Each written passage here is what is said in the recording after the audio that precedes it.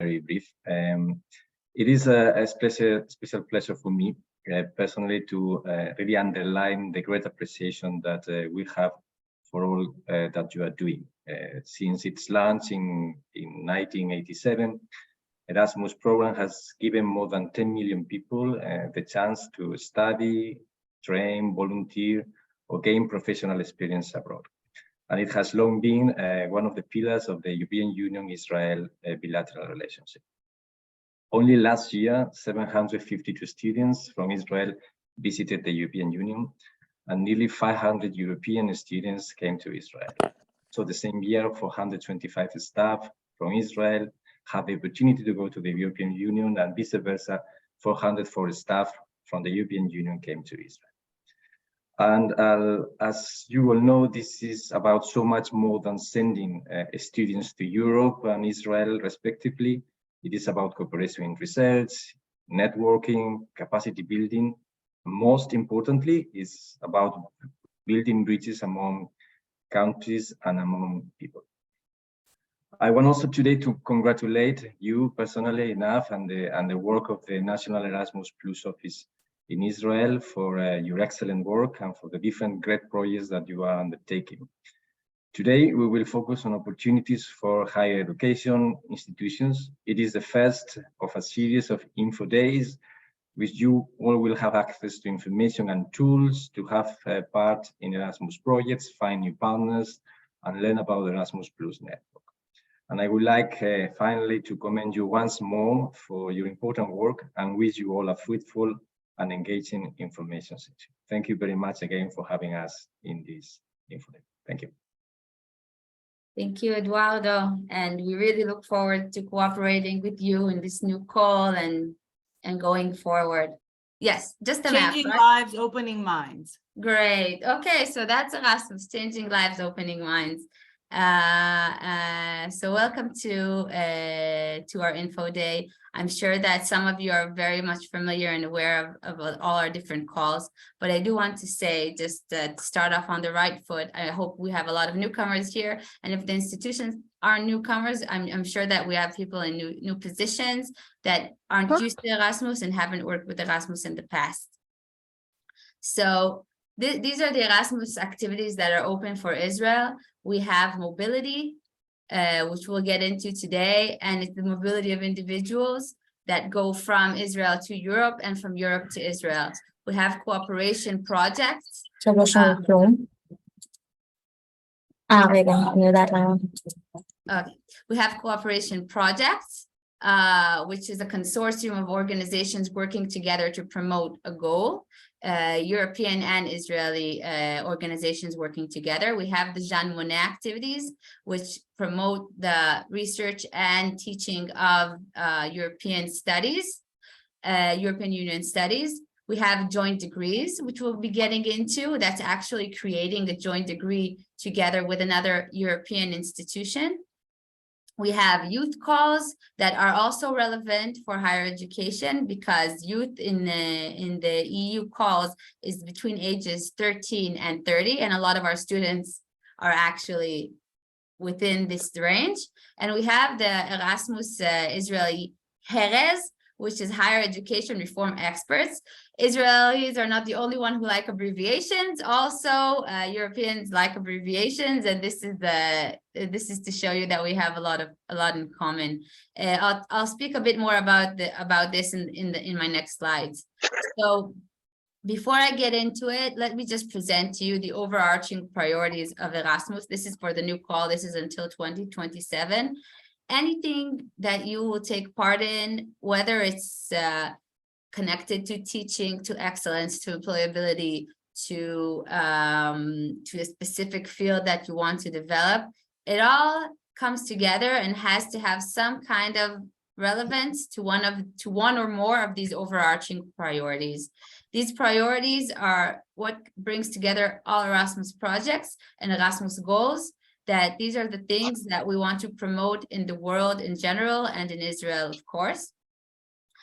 So it's the Green Deal, sustainability, digital transformation. I think this one is it's still relevant to Israel, of course, but it's more relevant to maybe other third-party countries, integration of migrants and minorities, of course, governance, peace, security, and human development. Well, with a special emphasis on peace, I think is the most relevant in our country. And sustainable growth and jobs, of course, with the emphasis of inclusion of those who don't have the opportunities to be employed and to actually take part in the global environment without the Erasmus project, without this kind of incentive to do that. So just in a few words, we've done an impact study on capacity building impact. We've started capacity building way back in 2015, and before that there was the Tempest project, and there have been significant influence on individuals and on institutions. So you can see that we've done a very extensive survey of people that took part in capacity building, and you can see very, very impressive results that 90% of the institutions advanced their national and international academic collaborations, advanced their knowledge sharing, promoted intercultural awareness, and advanced student faculty skills and competencies. The institutions themselves have increased academic collaborations with other Israeli institutions, with their international capacities. They improved the quality of their teaching and their learning, and provided initial boosts to overcome their personal challenges as institutions and individuals. Staff have implemented new teaching skills and methods, expanded their international academic network, collaborated with colleagues from Israeli HEIs in places where there was no cooperation to begin with. Thanks to the capacity building projects, institutions were able to work together to promote their joint capacities and the use of new technologies in their teaching. So this is all thanks to the wonderful capacity building projects that have taken place and are still taking place. I want to touch a point that we're going to emphasize more in the other sessions. It's the issue of cooperation, strategic partnerships, what they call today cooperation partnerships. And you can see that this is something that we haven't put much emphasis on, but if you can see the trend here, you will see that generally speaking, of course, there were years with less winnings. Israel is a very strong candidate for cooperation partnerships. These are strategic partnerships in general. You can see that in 2019, like if you take the COVID factor out, you can see in 2019, there are 8 projects that have won, and in 2021, there are 9. I'm still waiting to see the full results for 2022. And if you look at the cooperation partnerships in higher education, you can see that in 2021, we jumped up to 5, and in 2019, we were on 3. So I think I can, well, I wouldn't say like with complete certainty, but there is a trend, and I think it's growing, that Israel is taking part in cooperation partnerships, and it's something that if I were leading in an excellent institution, I would look into that also as a possibility to continue and take part in Erasmus+. The Higher Education Reform Experts team is something we're very proud of. What we do in this team is actually promote from within the council, and also from bringing excellent expertise from all over Europe to Israel, to have sessions, to have conferences, to have workshops on issues that are relevant for the higher education system as a whole. In these 2 years, we'll be focusing on sustainability and SDG goals, and of course, academia, industry, all the issue of employability. So there's a lot to look forward, and we'll keep you updated on that.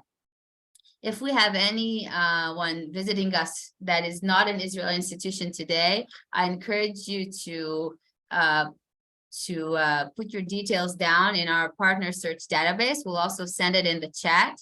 We have a very, very extensive database, and we're trying to grow it all the time. So if you're an Israeli institution, I highly recommend that you stay updated every once in a while and see if there are new people and new institutions looking for partners with Israel. So if you're looking for a partnership with Israel, so we'll also share this in the chat, so it's available to you. But if you're looking for partnership with Israel, I strongly recommend that you fill out this form, and that way your info and your details and what you're looking for will be available to all higher education institutions in Israel. And if you're an Israeli institution, I think most of you are, then I encourage you to go inside that database and see if there are any new partner search leads, because we try to update it on a daily basis. So all of this information about the workshops that we do, about updates on the program, you can find on our website. And of course, you can always contact us, but the best thing to do is to join our newsletter, because that's where we update first. That's where we put all the information together. And that way you can be the first to know everything and not miss out on anything. So thank you very much for your concentration. Okay, so I'll share my screen. You can see Erasmus Plus International Credit Mobility. Ken, Yofi, Mamin. So we have a lot of newcomers, right? We're like 50-50. צודקת? Okay. Yes, Madim. So we'll start from the basics. Okay. So what is Erasmus Plus? Well, Erasmus Plus in general, I've already presented a bit about this. It's the EU program to support education, training, youth, and sport. It's a very, very wide umbrella. Okay. Something that helps me think about Erasmus Plus is just thinking about the fact that it's everything but research. Okay, so that helps you. Instead of thinking what is it not? It's not intended to support and give grants for research, but all the other wonderful, amazing capacities that higher education has, and not only higher education, education in general. So,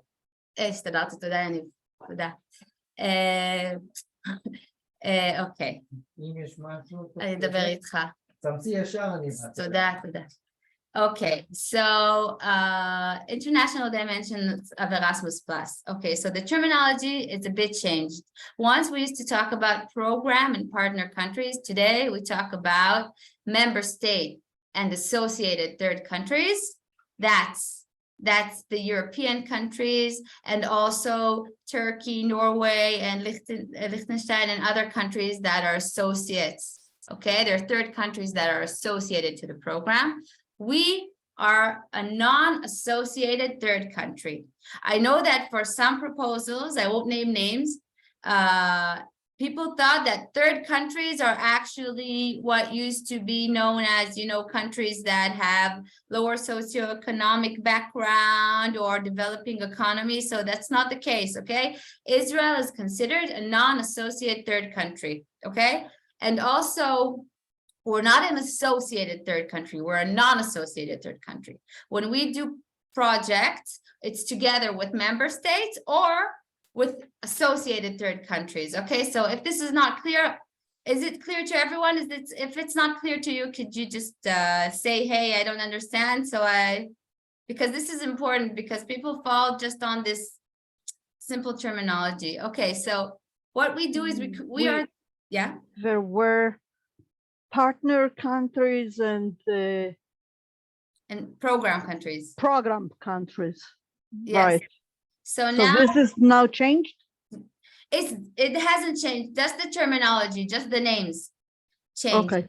So now the partner countries are non-associated third countries. That's what we're referred to. If you look at the program guide, then you won't see the terminology of partner country. You will see non-associated third countries. Okay. And the same for program countries. No more, the terminology has changed. We're talking about member states and associated third countries. Okay, so a third country, the meaning is just that it's not part of the European Union, okay? But it can be an associated third country, or it could be a non-associated third country. We are one of the yellow ones. You can see Israel in yellow. We're the non-associated third country, and we do cooperation together with the blue countries, with the member states and the associated third countries, okay? So now let's expand the resolution and get into what is ICM. ICM, International Credit Mobility. This is an action that focuses on individuals, an individual student, an individual staff. Although it's focused on individuals, it happens between institutions, between organizations. A sending and a receiving an organization and you can send and you can receive, and you can only send and you can receive. This isn't exchange, okay? People know about exchange programs where you send one and I receive one. This isn't the same, okay? Because you can have a mobility agreement with another institution, and you only send staff, or you only receive students, okay? So this has been launched in 2014, and it's up and running until today, and it's very active here in Israel.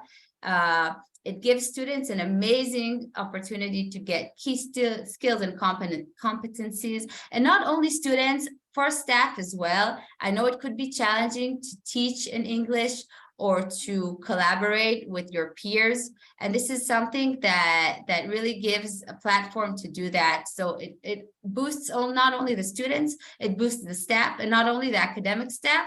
This is open also to administrative staff.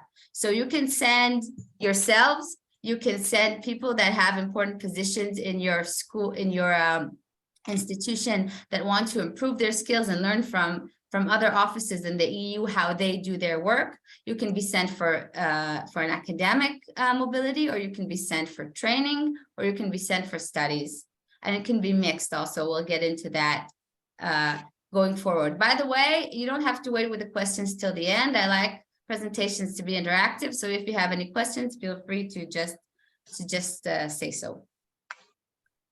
Okay.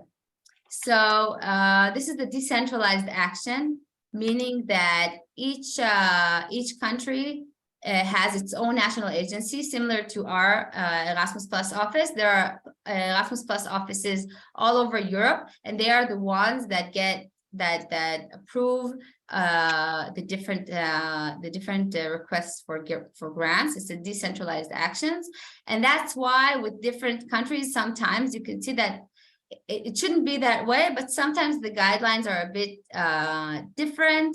Okay, sometimes it has a different culture of working, and it's something that needs getting used to. But it is a global action in the sense that the budget is fixed for each region. Our region is region 3, the southern Mediterranean. So we have a fixed budget for our region, and we share this budget with the other countries of our region, which is Palestine, Jordan, Tunisia, etc.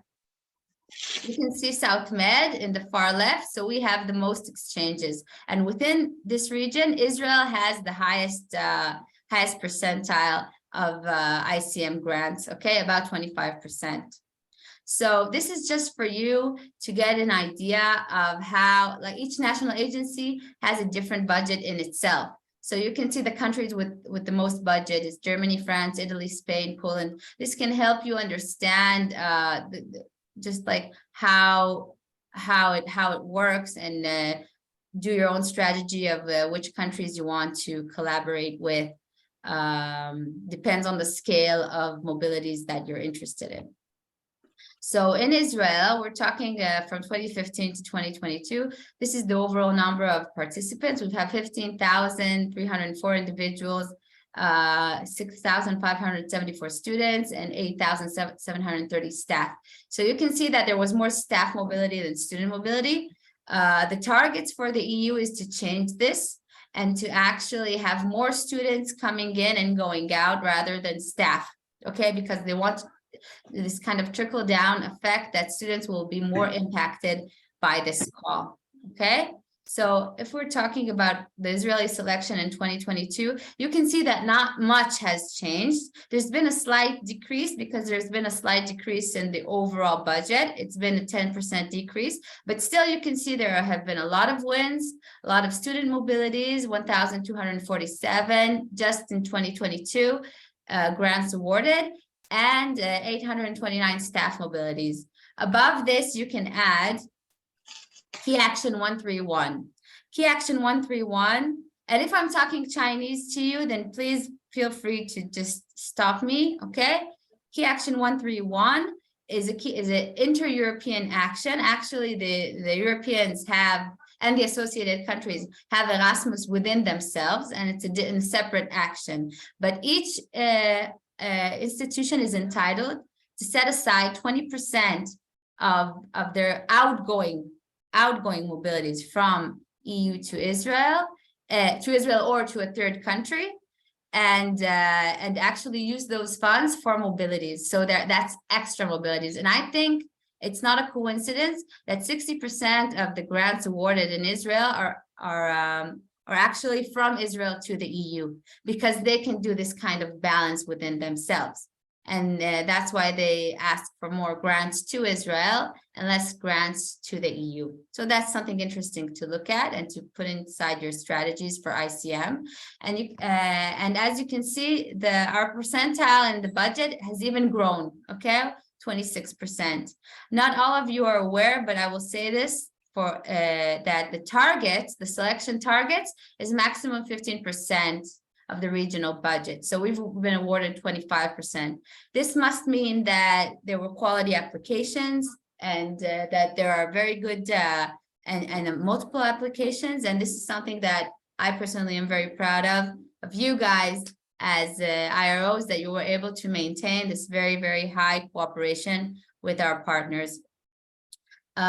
So we're talking about selection targets. You should be aware of these things just so that it's in your mind when you're building your ICM or your mobility strategies. So the targets are 15% of the regional budget, but also special. This is special for our region, by the way. This is South Med targets. Okay, in each region there are different targets. So in South Med also you can see, and this was something that was maintained, the 40% staff. Okay, you see the gray scale, it's 40% staff mobility. And if you see our results, this is about 40%. This is 39.9, 129 staff mobilities. So I think this is no coincidence. Maybe a lot of you have submitted staff mobilities and did not receive the grants. So it's something to take in mind that this is the trend now. Of course, that if there's good justification for the mobility, and maybe if you're new to internationalization, I would always recommend starting with staff mobility and not sending students before there are any international relations between you and the hosting ATI. So here you see 50-50 of the students. So 50% of the students, meaning 32.5% of the overall grants, are for students with fewer opportunities. Okay, this is a wide range. This could be for social reasons, for economic reasons, for physical reasons, and it's a very, and they left it open. The EU has left this open thoughtfully, because they don't want to limit what it means to be a student with few opportunities. Okay, this could be minority groups, this can be a lot of things. This is something that you need to specify and explain within your grant requests, okay, within your submissions. So moving forward, I wanted to share with you a bit of information about grants between which countries do you cooperate with most. So it's not a secret that Germany and Israel have very good cooperation. Okay, you can see lagging behind, but still pretty high, Austria as well. But I would recommend and I would encourage you, especially because it's getting more and more competitive, and also because our students have a lot to benefit from other countries as well. There are other countries, very strong countries with very good higher education systems that we can cooperate with more. And if you see the orange and yellow colors, it's not a mistake. These are the countries with the highest budget envelopes. Okay, so this is something to take into account. Of course, if they have higher budget envelopes, they have more grants to award you. You have higher chances of gaining that grant. So you can see that Portugal, for instance, or even Spain here and the Netherlands, not as high as you would have expected. And of course, like if Norway is so low, and Norway and Ireland have great, and Denmark have wonderful higher education systems, even if they don't have the biggest budget, it would be good to cooperate with them, seeing as now we don't have much cooperation with them. So getting to that 15 percentile ceiling won't be that hard. It's pretty far away because we don't have much cooperation with them. Something to take into account. So getting more into the activity supporters. So this is for short-term higher education mobility for students, staff, and administrative staff. We've been through this. Also, PhD candidates are eligible. It's open to all disciplines. It's also open for traineeships, for students and for training staff. So you can also send students. I know this is something that a lot of higher education institutions are getting into, and us as well, giving our students the tools that they need to be part and to adapt to a global market. So this could be a great opportunity to create traineeships and not only student mobilities, and this not only learning mobilities, sorry. And this is also open a year after they graduate. So if you have some kind of service for graduates of your institutions and you want to give them an opportunity, you can always offer them traineeships abroad through the Erasmus Plus program. Also, it's open to blended mobilities. I'll get into that, but you can combine learning and traineeship mobilities. It doesn't have to be just learning or just traineeships. And it's for a period of 2 to 12 months. Most students just go for a semester. And since the corona, there's a novelty of blended mobilities. This is a physical mobility that is then finished with a virtual component, which doesn't have to be physical. So the students can go to a minimum of 5 days and still get an Erasmus mobility, and then go back to their home institution and continue the joint studies together. This doesn't mean that they go to a mobility for 5 days and then get back to school and do what they were supposed to do. It means that they go to a mobility for 5 days and they're part of a program that continues afterwards or beforehand, depends how you build it, with their colleague, with their classmates from the EU or the associated countries' students, and together with the staff of that country, and they have this kind of virtual experience where they work together. Okay, so I'll get a bit more. סליחה, אם תוכלי רגע לחזור לשקף הקודם, שאלונת. כן. אמרת שפתוח גם לאחר סיום הלימודים, איזה מבין ה... עד שנה אחרי סיום הלימודים עדיין אפשר לשלוח לצורך התמחות. לצורך התמחות. traineeship. כן, כן. אוקיי? Is this enough? כן. Sorry, is this predefined in the agreement, in all Erasmus Plus agreements? Okay, Or- thank you for the question. The more the agreement is specific and the more you know and you kind of write down and articulate what your plan is and what you're intending to do, it means it's more the request is a quality proposal, a quality request. But this is a very modular call. This is a very modular program, and it's also managed by the European partner. Okay, they're the ones that are submitting, and they're the ones that manage the grants, and they have a lot of freedom. It depends on the national agency, but they have a lot of freedom to change. You can maybe you submitted for a staff mobility, but then you change it to a student mobility. Maybe you submitted a learning mobility, and then you decide to change it to a traineeship or a blended mobility. So they have this flexibility. So you don't have to be 100% secure beforehand that this is what you're going to do. That's mitzad echad on the one hand. On the other hand, of course, if you know what your plan is and what you're intending to do, and you're building this kind of experience for students or staff that relies on blended mobility, it would be strange if you suddenly change that into a learning mobility or a traineeship even, right? Or if you're an excellence center for students that wants them to have like a hands-on experience in journalism, and you're going to send them to work in Ireland in a special program that they write in a newspaper or something, you don't suddenly change that. Although the system is modular, you could change that if there are unforeseen changes. It's possible. Like you get the grant is for X mobilities, and they have freedom within that grant to make changes during the program, during the project duration. Was I clear? Yeah, so good, because I'm in the process of signing a new agreement with one of the universities in Italy, and they're putting out something that's pretty standardized, like the former one we had, as in staff mobilities and student mobilities, and it's all predefined like very accurately as the usual. But all these extra articles of traineeship don't appear there. But Yeah, you're saying it's a choice. You could do it or you can't.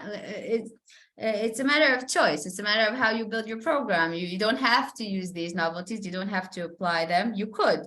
But theoretically speaking, let's say next year I have one of my postgraduate degrees, professors or whatever, who's forming up some kind of a program with that institution in which he wants these students to go out just for like a couple of weeks or so. It's possible to make changes on the go. Yes.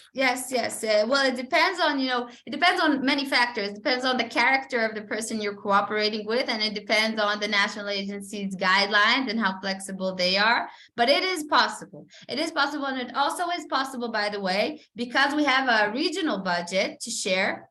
For example, it is possible, like in the past, for example, if an institution had an agreement for grants with Haifa University, but they didn't actualize the grants, they could always switch the mobilities to Tel Aviv University, for example, because they have cooperation also with them and they want to grow their numbers there. So they just move around the grants. So now it's even more flexible because now we're all together in the South Med envelope. So if they have, for example, with the university in Jordan, grants that they've won and they're not going to actually use, then they can ship those grants to an Israeli institution. So there's a lot of flexibility. So even if you're not awarded any grants, I wouldn't just say, okay, we'll wait till next year. You can always start connections with higher education institutions and try to see if they have an ability to mobilize grants and to cooperate with you. Okay, so why did I say that? I just added on the modularity of this program and how they have the ability to manage their grants in a certain way. And sometimes there are other options. Sometimes there aren't.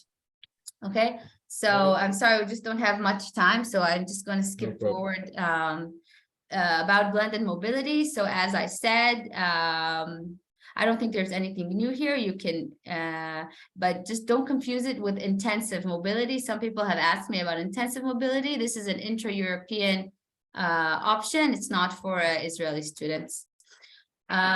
Staff mobility, as I said, not much has changed, but there is one novelty. I'll just say for those who are newcomers here, staff can go between 5 days to 60 days.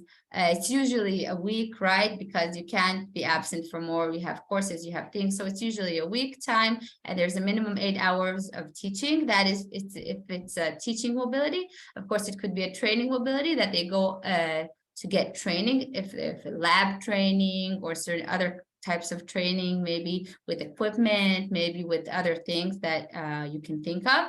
And if it's a blended mobility for staff as well, combining training and teaching, then the minimum requirement for teaching hours is reduced to 4 hours. I think this is very beneficial to a lot of you.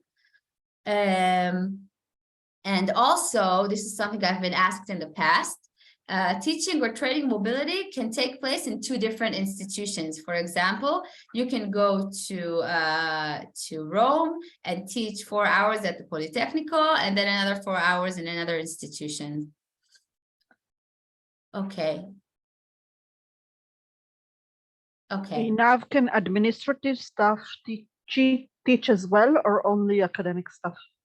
No, only academic staff. Well, only what would they teach? I'm not sure. Before we didn't have a problem. We could send the academic staff for training or administrative staff for teaching. Is there still a flexibility of it? Well, it's your internal definition of what is administrative, what is academic. Okay, if they can teach, like if they have something to teach, although they're not academics, it's a teaching mobility, that's fine. I mean, as long as there is it's reasonable, right? And of course, both partners are in agreement, and there is no kind of something that's not kosher, as we say. So all of the partners in ICM can send and host students and staff, as we said, and I've already touched upon Key Action 131. But keep in mind, this is only for outgoing mobilities from EU to restricted countries, which we are one of them under ICM. Okay, so the data I've showed you about the 2,076 grants that were awarded, we have on top of that the Key Action 131. So all in all, more mobilities for Israel in the new Erasmus program. So let me talk a bit about, just Hey, now, yes. we have a question in the chat. How does the Erasmus contract work if you have multiple universities in one city for training? Is it multiple contracts? That's a very good question.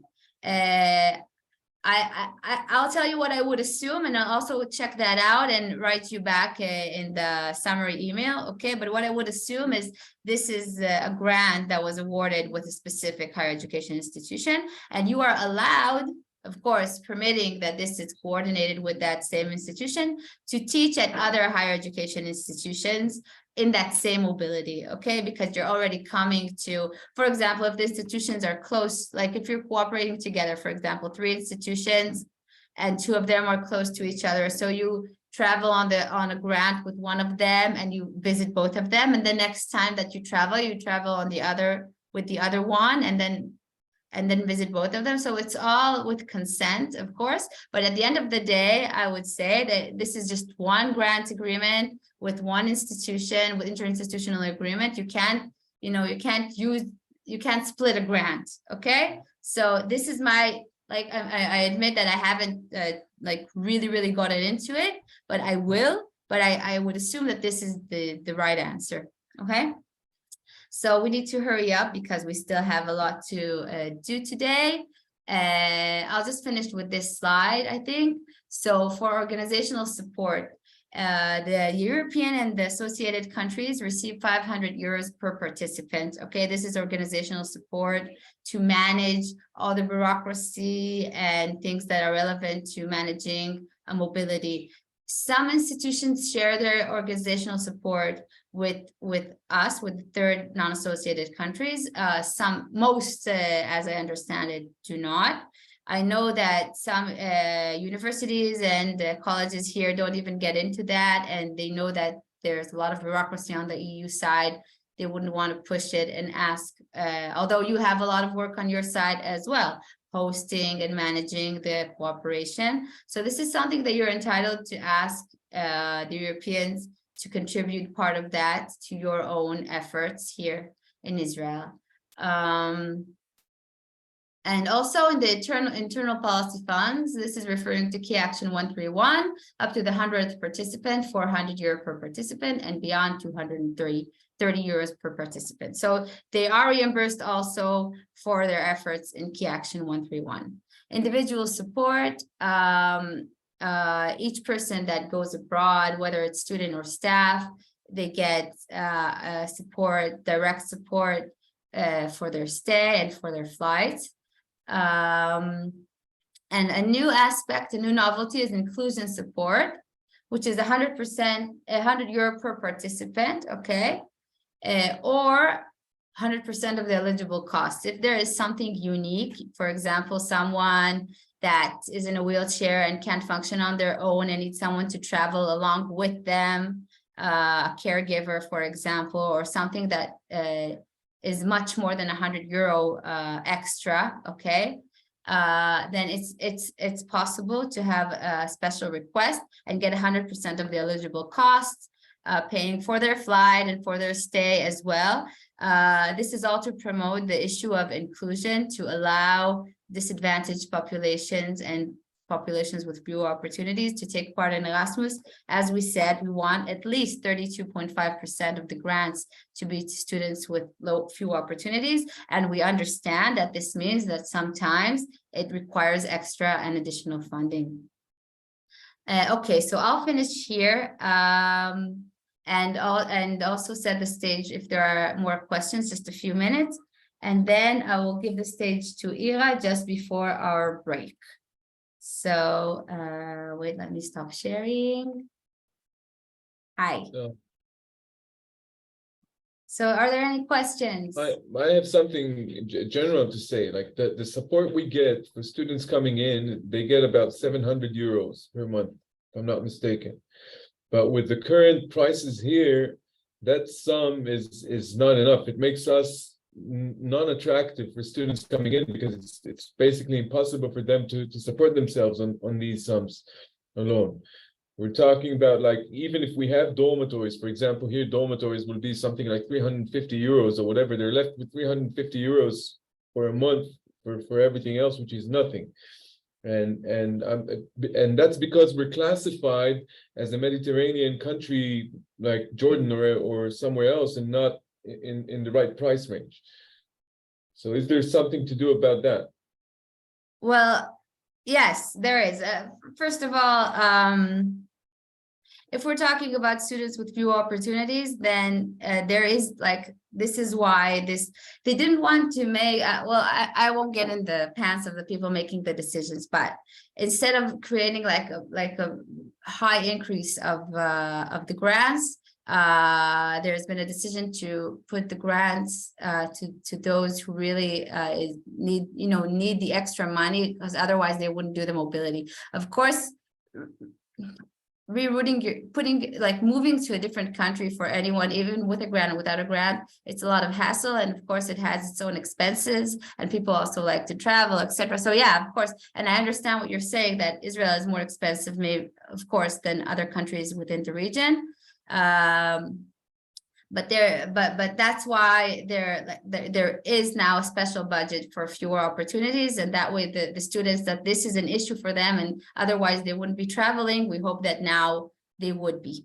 I know this isn't the perfect response to your question, and it doesn't solve all the problems, but that's what I can tell you. So without further ado, we'll have more time for questions even later, but I do want to give you your break. So before the break, we have a short presentation by Ira. Ira Ivshin-Gueta, International Partnerships and Programs Manager at HIT. So Ira, are you with us? Great. I think she's presenting in Hebrew, right? I don't mind, whatever. Okay, whatever comfortable for you. The floor is yours, and afterwards we're going to have a break. Okay, so Einav, thank you for pronouncing my name correctly. I know you had a whole weekend to work on it. So hi, everybody. Good morning. Thank you for having me, and thank you, Einav, for inviting me. Anytime Einav asks me to jump in, so I'm doing it with pleasure. So one of the things that I was asked to talk about is how to start collaborations with partners. And we have so many ways to meet people, and we just need to jump on the opportunity we have. So we can meet them in conferences. Sometimes our staff members, they go to a conference and then they start just talking to somebody who has a similar interest. So this is how their collaboration starts. We also participate in fairs. So we meet other partners. Sometimes I have colleagues who are coming over my office and they're asking to find them a suitable partner. So they hang over their CV and their in some interest they have, or their research they're holding now. So we're looking for partners within my colleagues in international offices. So they probably also have somebody who's looking for a similar partner. Well, one of the things that we decided in the past few years is to, not the number of collaborations is what matters, but the quality of these collaborations. So if I have a staff member, one of the staff members who has a great collaboration with a university or college or any other partner in Europe or other place, so we would like to support it and to encourage it, and to have more than just mobility of students and staff. We want to have joint workshops. We want to have a summer or winter school with them. We want to do things that are more than what the Erasmus Plus program provides. We do want to use these funds wisely.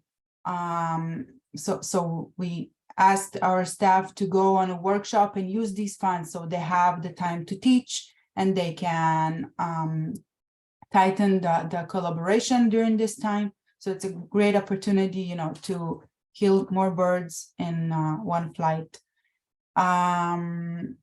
So that's what we do. So in my opinion, really what matters is the quality of these collaborations. The number really wouldn't matter much if we wouldn't use these funds, and our partners in Europe would have to just either shift it to other partners or to give it back to the European Union. That wouldn't make a huge inconvenience, and I wouldn't want to put the good collaboration we make and the efforts the international office puts into it, and a lot of work, just so they will give back these funds.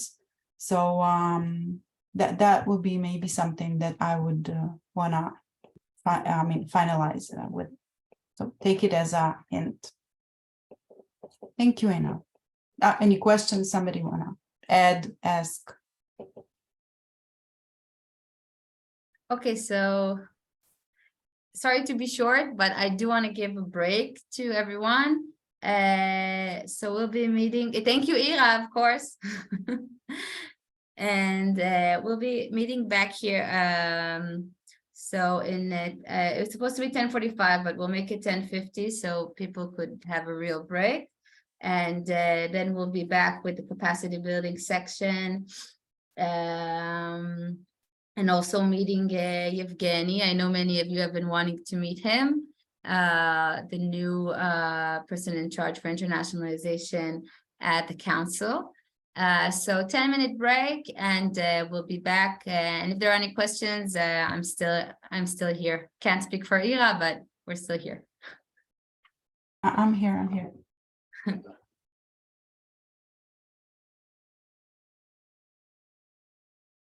עינב, שלא יהיה לך משעמם. אני חושבת שאנחנו צריכים יותר הנחיות על ה-inclusion, כאילו איך להגדיר את זה, או איך לבקש את זה מהשותפים שלנו כדי לקבל את הכסף.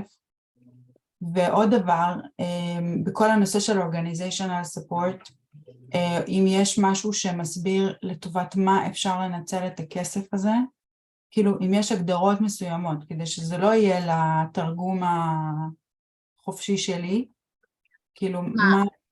כאילו איך... מה מצדיק את ה-organizational support? לא, מה אני יכולה, אני מקבלת את זה אליי, אני מדברת רגע, את יודעת, אני יותר פרקטית בעבודה שלי, מה אני עושה עם הכסף, כאילו, חוץ מנגיד לארח, וחוץ לשים את זה את יודעת, מקרים שלא יודעת מה יכול לקרות, אבל מישהו כתוב איפשהו, כאילו מה שמעניין אותי זה האם יש איזשהו מקום שכתוב בו מה אני עושה עם הכסף הזה. תראי, זה תקורה, זה פשוט תקורה, זה עניין מוסדי. זה עניין של המוסד שלך, איפה הוא מגדיר. אצלי יש חשבון הכנסות שפתחתי למשרד, ויושב פה הכסף הזה שמגיע. עכשיו, מאחר וזה לא כסף, זה לא כסף ות"ת, אלא זה כסף כאילו שהוא תקציב. אירופאי. כן, אבל הוא כסף של הכנסות של המוסד, הוא לא כסף שהוא קיבלת אותו מהמדינה, ולכן הוא כאילו יותר גמיש מבחינת הזה, זאת אומרת, וזה בהתאם לאיך שכאילו בעבודה שלך מול המחלקת כספים שלך, בעניין הזה. עכשיו, מה שאת עושה דרך אגב עם העניין של המוביליטי, אני עכשיו בדיוק סגרתי את זה מול אחת האוניברסיטאות עם האינקלוז'ן, מה שאת עושה שמה, זה עם הדקנט שלך, את מגדירה מה זה סטודנט עם צרכים מיוחדים, שהיא ישראלית, שיוצא לחו"ל. כן, יש בשביל מרכז נגישות, אין בעיה. כן, אבל להם צריכות להיות הגדרות ברורות בתוך ההסכם. זאת אומרת, אני עכשיו שחתמתי הסכם, הם מבקשים הגדרות. אז אני מבחינתי, זה קשיים, כאילו לפי הוות"ת אצלנו, לקויות למידה, קשיים פיננסיים, ומגבלות פיזיות כאלה ואחרות, או לא משנה מה לפי ההגדרות. ואת זה את מגדירה להם בהסכם הקודם. והסטודנטים שלנו שנכנסים תחת הקטגוריה הזו, מקבלים אישור של הדקנט אצלך, ואז הם מקבלים את התוספת תקציב אצלם. מושלם. בנוסף, עשינו על זה יום מידע, אנחנו עשינו על זה איזושהי הכשרה, אני לא הייתי, ידעה שהייתי בחופשת לידה, אני לא יודעת אם כולם פה היו, אז אנחנו נצרף את הלינק למצגת ולוידאו של ההכשרה, ממש יום מלא על אינקלוז'ן, שהיה מאוד מאוד מושקע, אם הבנתי נכון. אבל הוא היה מאוד כאילו כללי, ומאוד היה קשה להגדיר מה... אז אני חושבת, תראי, אני כמה וכמה פעמים ביקשתי שיגדירו לי, אוקיי? וכמה וכמה פעמים נהניתי שזה באמת, כמו שנדב אמר, זה תלוי מדינה, זה תלוי הקשר, זה תלוי הגדרה, כן?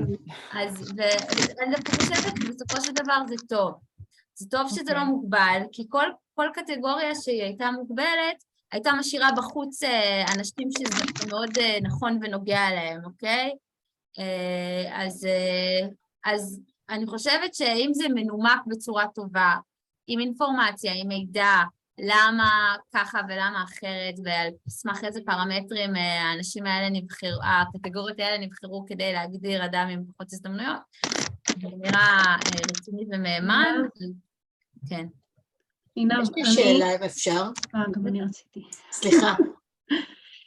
אנחנו מהחינוך ההתיישבותי, ויש לנו בעצם תוכנית של רצף, שאנחנו מלווים את הבוגרים שלנו שהם אחרי גיל 18 עד גיל 26, וזה ילדים מתוך כפרי נוער שהם בעצם מראש מוגדרים כבעלי הזדמנויות פחות טובות בחיים, ואנחנו מחפשים מקורות לתמיכה, ואנחנו נשמח איכשהו לשמוע משהו ייעודי לדבר הזה ספציפי. אז אני מזמינה אותך יום רביעי הקרוב, ענבר תכף תגיד באיזה שעה, כי נראה לי 11, נכון?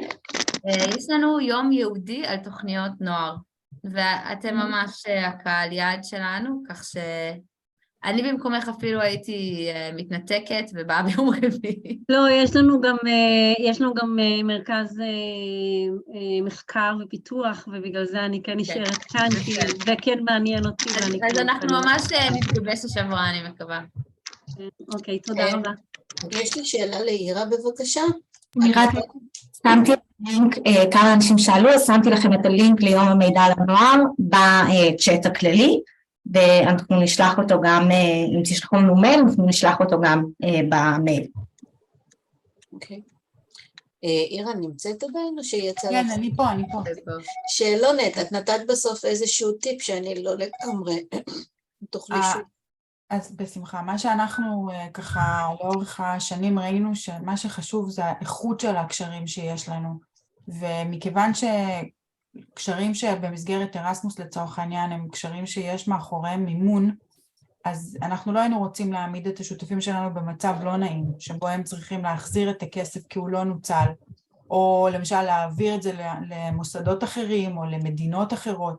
אז הייתי רוצה שמאחורי כל קשר כזה הוא יהיה איכותי. זאת אומרת, לא המספר של הקשרים הוא מה שחשוב, אלא מה אנחנו עושים עם הקשר הזה.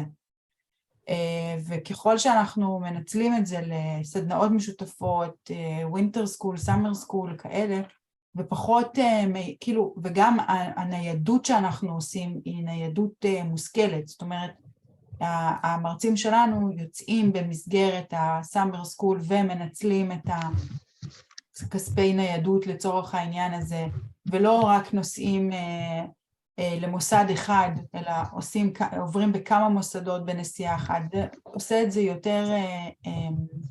יותר מדויק, וגם התוכנית יותר מובנית, והניצול של הכסף הוא נכון, וגם הקשר שנוצר עם המוסד השותף הוא הרבה יותר טוב ויותר חזק. וזה אגב מה שעוזר להגשה שאחרי זה, כי אנחנו בעצם הראינו שאנחנו פיתחנו את הקשר יותר מאשר רק הניידות של הסטודנטים והמרצים.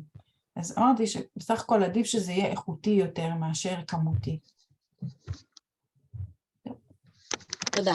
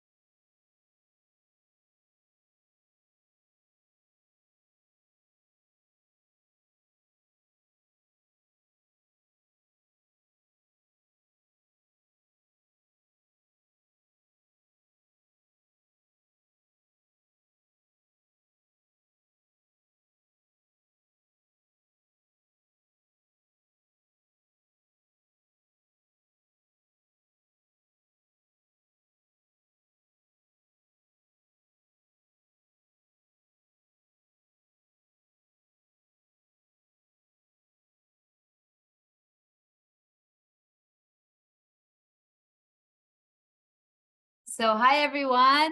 Hope you had a good break.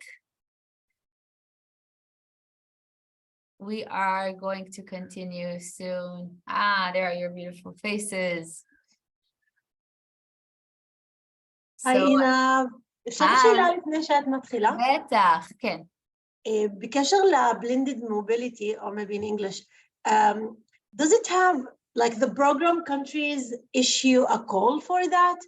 Or we can initiate it? I can ask for such a thing.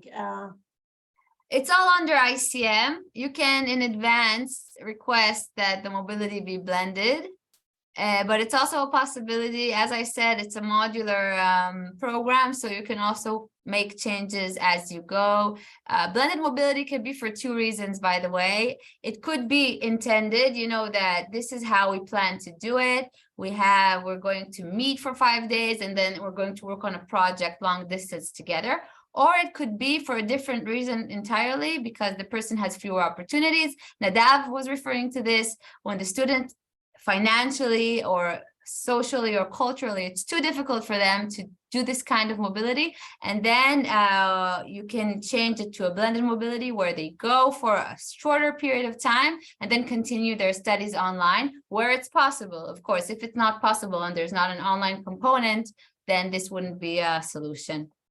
And it's meant, is it meant only for students or also staff? Well, staff, the minimum requirement is 5 days. So there's no really, you know, they can, you understand? So they don't have the same problem as a student that needs to go for an entire semester abroad and everything that has to do with that. Sure. So I'm giving the stage to Inbar, my dear colleague, who will talk about capacity building. And we'll also touch upon new opportunities through the cooperation partnerships at the end of this presentation. Hi, so I'm just going to share my screen. Let's see. All right. Can you guys see my notes? Trick question. All right. Hopefully. So today I'm going to talk to you about cooperations among organizations and institutions. This is what we call Key Action 2, and I'm going to focus on capacity building. And then Inav after me is going to talk about cooperation partnerships, and then we'll give you some teasers during my talk. So we're going to start with just a quick recap about the terminology that it's changed in the current program. This is really important so we understand who we're talking about. So program countries, what was previously called program countries, are now member states and associated third countries. And partner countries are now non-associated third countries. And I'm going to repeat this because it's really important. It doesn't mean third world countries. It means countries that aren't in the EU or that have not paid for full membership. And I want to remind you that in the EU, we of course don't have England or Switzerland, so it's really important to pay attention to this.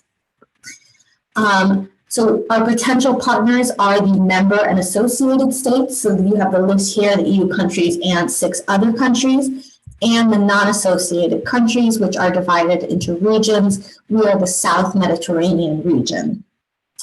Pay attention that this year there were slight changes in the list of, in the regions, the distribution of regions. So even if you've participated or collaborated with a certain country in the past, just make sure what region they are in. Another important thing to know about capacity building is that the knowledge is supposed to flow from the member and associated countries to the non-associated countries. So it has to be something that our capacity is not fully developed and that we can use the European expertise to develop it. And I promised you a teaser. So the cooperation partnerships that Inav is going to talk to you about later have a kind of different flow of knowledge. So stay tuned. So these are the countries and regions. I'm not going to go over them, but they are here. So you can go over the presentation later that we will send along with the recording and see exactly what has changed.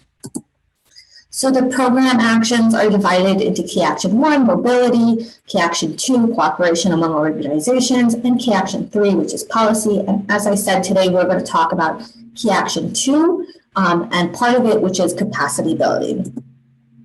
So capacity building has overarching priorities as Einat has mentioned, the Green Deal, digital transformation, integration of migrants, which is what we also call inclusion. And they also have some more value-oriented, which is they're all value-oriented, but governance, peace, security, and human development, which, as Einat has mentioned, is classic Israeli subject that we could focus on, and sustainable growth and jobs, what they used to call environmental or greening. The changes are a little bit semantic, and these overarching priorities are very, very wide. So you can really play with it. You have to have one main priority and one sub-priority, really focus on them. Of course, it doesn't hurt if you're doing an e-learning. That does count as digital, but if it's not your main platform, the main capacity that you're trying to develop, then just pay attention that you need a different main priority. And you don't want to kind of get all over the place. You want to focus your attention. And they're really, really wide. They mentioned this a couple of times. There's all these specific sub-priorities, but you can kind of go wherever you want with it as long as you justify it. So in capacity building, we have 3 strands. Strand 1 is more oriented towards newcomers and individuals with fewer opportunities. Newcomers, we saw we have approximately 40% of the people here are newcomers. And I just wanted to expand that a little bit. Newcomers are not only universities or colleges who have not participated at all. It also counts, you count as a newcomer if you're a faculty in an institution that has not yet participated, or if you've participated once or twice as a partner in really big consortiums, so you didn't really have that much experience. The point of Strand 1 is to enhance management or administrative capacities and access international cooperation. So if it has to do with the governance of the institution or with building a stronger international relations office, it can be with quality assurance or inclusion or even support for mobility. At Strand 2, we're looking at higher education institutes and local actors with a link to industry. They're looking for a more innovative and transformative kind of project. So that could be a curriculum that includes business stakeholders to kind of adapt the study to the necessities of the industry. It could be practical learning, networking, digitalization, and again, governance just on a more a higher level. You can see at the bottom also the grants and also the duration, which I'm not going to go over because it's pretty simple. Strand 3 has to do with national competent authorities and higher education institutes. So that could involve the Council for Higher Education or the Ministry of Education or the Zohar Avodah, all these stuff. It is supposed to focus on structural reform. It has a much bigger budget. It's supposed to go on for a longer amount of time. And there is a special part of this strand, which focuses on a Ukrainian project. That Ukrainian project can get €500,000, but they're looking for one. So they have a really specific kind of integration of immigrants purpose, and they're looking for that one project that will really hit the spot. So if you have an idea, you can go for it, but just know that it's a very, very competitive action. So when we're talking about building a consortium, this is something that I really want to stress because a lot of projects that were submitted kind of were disqualified as ineligible this year. So it's really, really important to pay attention to these rules. These are a couple of simple rules for Strand 1 and 2. So we have 2 types of project when we're talking about these strands. We have a national project where the focus is on one nation, in our case, Israel. And we have a multinational project, which can be either regional or multinational. So regional would be inside our region, which is South Mediterranean. Multinational can be outside of it, multi-regional, sorry. Multi-regional projects, just note that they're rare and they must be really well justified, which is kind of a key word when we're talking about these projects. They want everything to be justified. You can't just add Georgia because you have a good partnership with them. You have to really explain why the partnership with them is important and what it adds. So just a couple of rules, and I'm just going over this so we understand that it's really complicated. You're going to get the presentation. You don't have to memorize it, of course. but these rules are critical for eligibility. So you have to have a minimum of 2 member or associated countries. You have to have a minimum of 1 non-associated country. So in a national project, that would be Israel. If you have a multinational project, that would be Israel and India, say. You have to have a minimum of 1 higher education institute from each member or associated country. You have to have a minimum of 2 higher education institutes from each participating non-associated country. So if it's only Israel, that's 2 institutions in Israel. If that's Israel and India, that's 2 institutions in Israel and 2 institutions in India. And the number of institutions from non-associated countries has to be equal to or higher than the number of institutions from member or associated countries. So again, this is like a little bit of a math problem, but just pay attention to these rules because they are complicated and they could make your project in your submission ineligible before it even comes to content kind of evaluation. Another thing you should pay attention to is that you could have an NGO participate from a member or associated country without a higher education institute from that same country. This is no longer true. If you have an NGO, say from France, you have to have a higher education institute from France too. And the last thing I want to stress here is that there is an Erasmus Charter for Higher Education, ECHE, which the institutions you're working from, the member and associated countries, have to have that charter. So also that's something to check when you're trying to build your consortium. Okay, now the award criteria. We're going to go over this quickly because again, it's a little bit of math. You'll have these shkufiot, these presentations. So we're talking about relevance of the project has a minimum score, a maximum score of 30, and you have to get a minimum score of 15. The quality of the project design and implementation, again, we're talking about maximum 30 and minimum 15. The quality of the partnership and cooperation agreements is 20, maximum 10 minimum. And sustainability and impact and dissemination are a maximum of 10 and a maximum maximum of 20 and a minimum of 10. So you have to get at least half the scores in each category, and you have to get a minimum of 60 points. Otherwise, again, you won't even be considered. In the case where there are 2 projects with the same score, they will give priority to the relevance of the project and the sustainability, impact, and dissemination. And it's really important to pay attention to these award criteria. Even if the content of your submission is excellent, but you haven't justified the relevance, or you haven't explained what the impact will be, then that could be what hurts your project at the end. Also, something I would like to note at this point is that the forms on the portal, the funding and tenders portal, which we will talk about in a second, the forms are generic. That means they're true for all the projects. They're true for EMGM, they're true for capacity building, for ICM. So you really have to pay attention to the program guide when you're looking at these criteria or at your overarching priorities, because it could differ a little bit. And the program guide at the end is the one that counts. All right, continue. Are there any questions in the meantime? Either did a great job or a bad job. So I'm going to be optimistic and continue. Inbal, where can we see the result of previous submissions to learn more about the winning projects and so on, and participants from Israel? So the results of this year haven't been published yet because not all the projects have signed the agreement, the final agreement. But in the end of this presentation, there is a link to the project results on the Erasmus Plus site, and you can look over them there. And there's also on our site, of course, a list of Israeli projects if you want to delve into that. All right. Any more questions? Yes, but maybe I'll ask it and you just tell me if you want to wait till the end.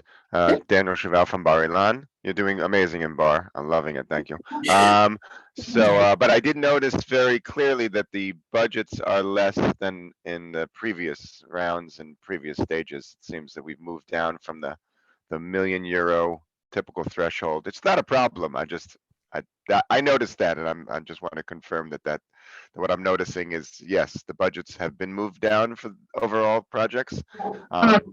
I will let Einav answer this because this is the only budget that I am aware of.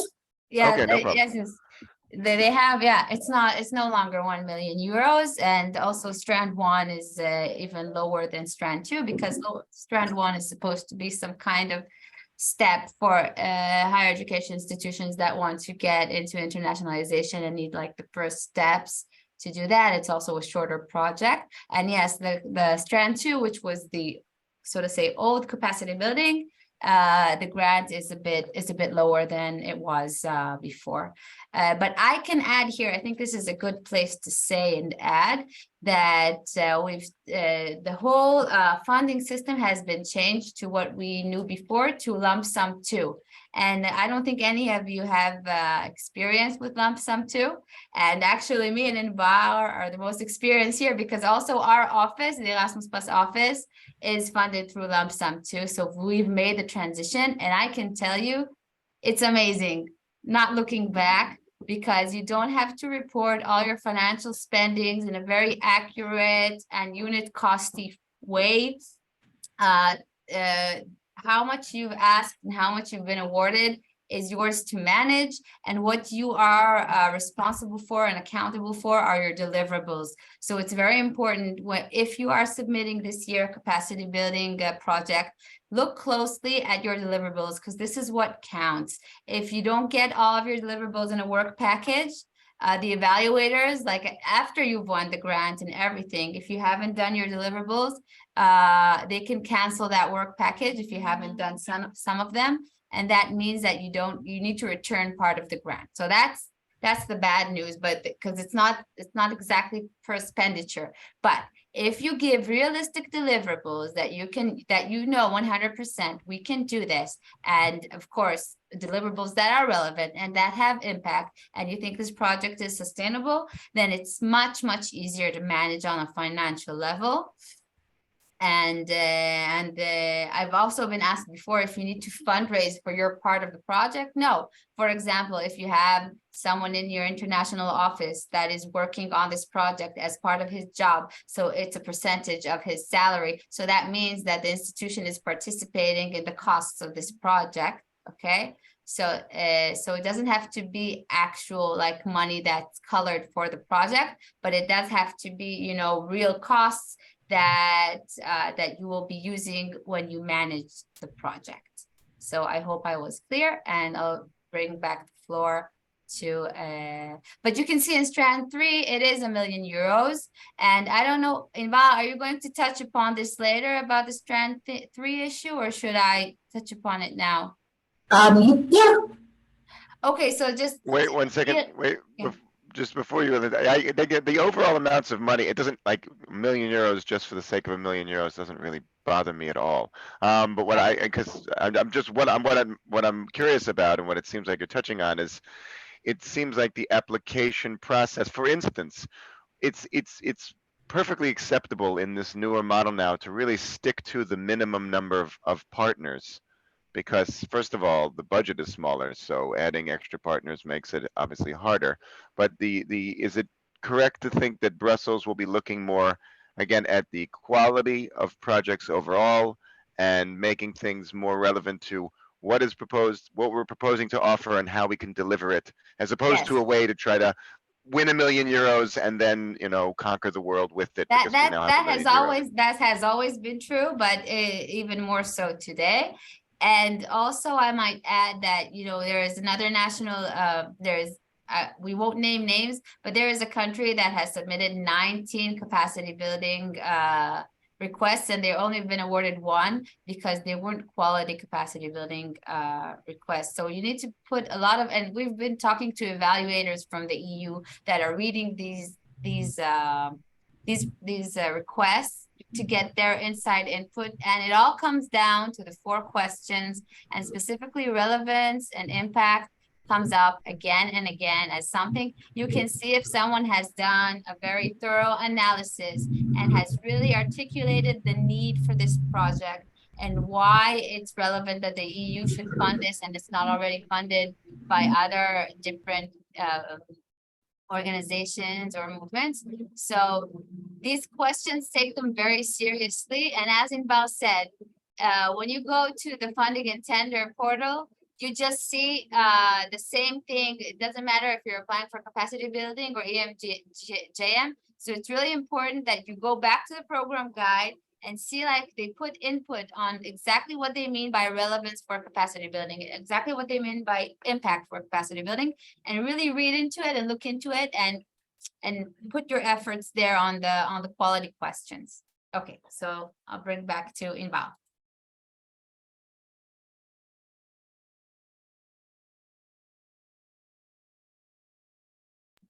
Okay, I muted myself. So I'm just going to quickly answer a question in the chat. What are the limitations or advantages of an Israeli partner as a coordinator? So the partner and the coordinator have different roles. The coordinator is the one who submits the application and kind of has a bigger role also during the management of the project.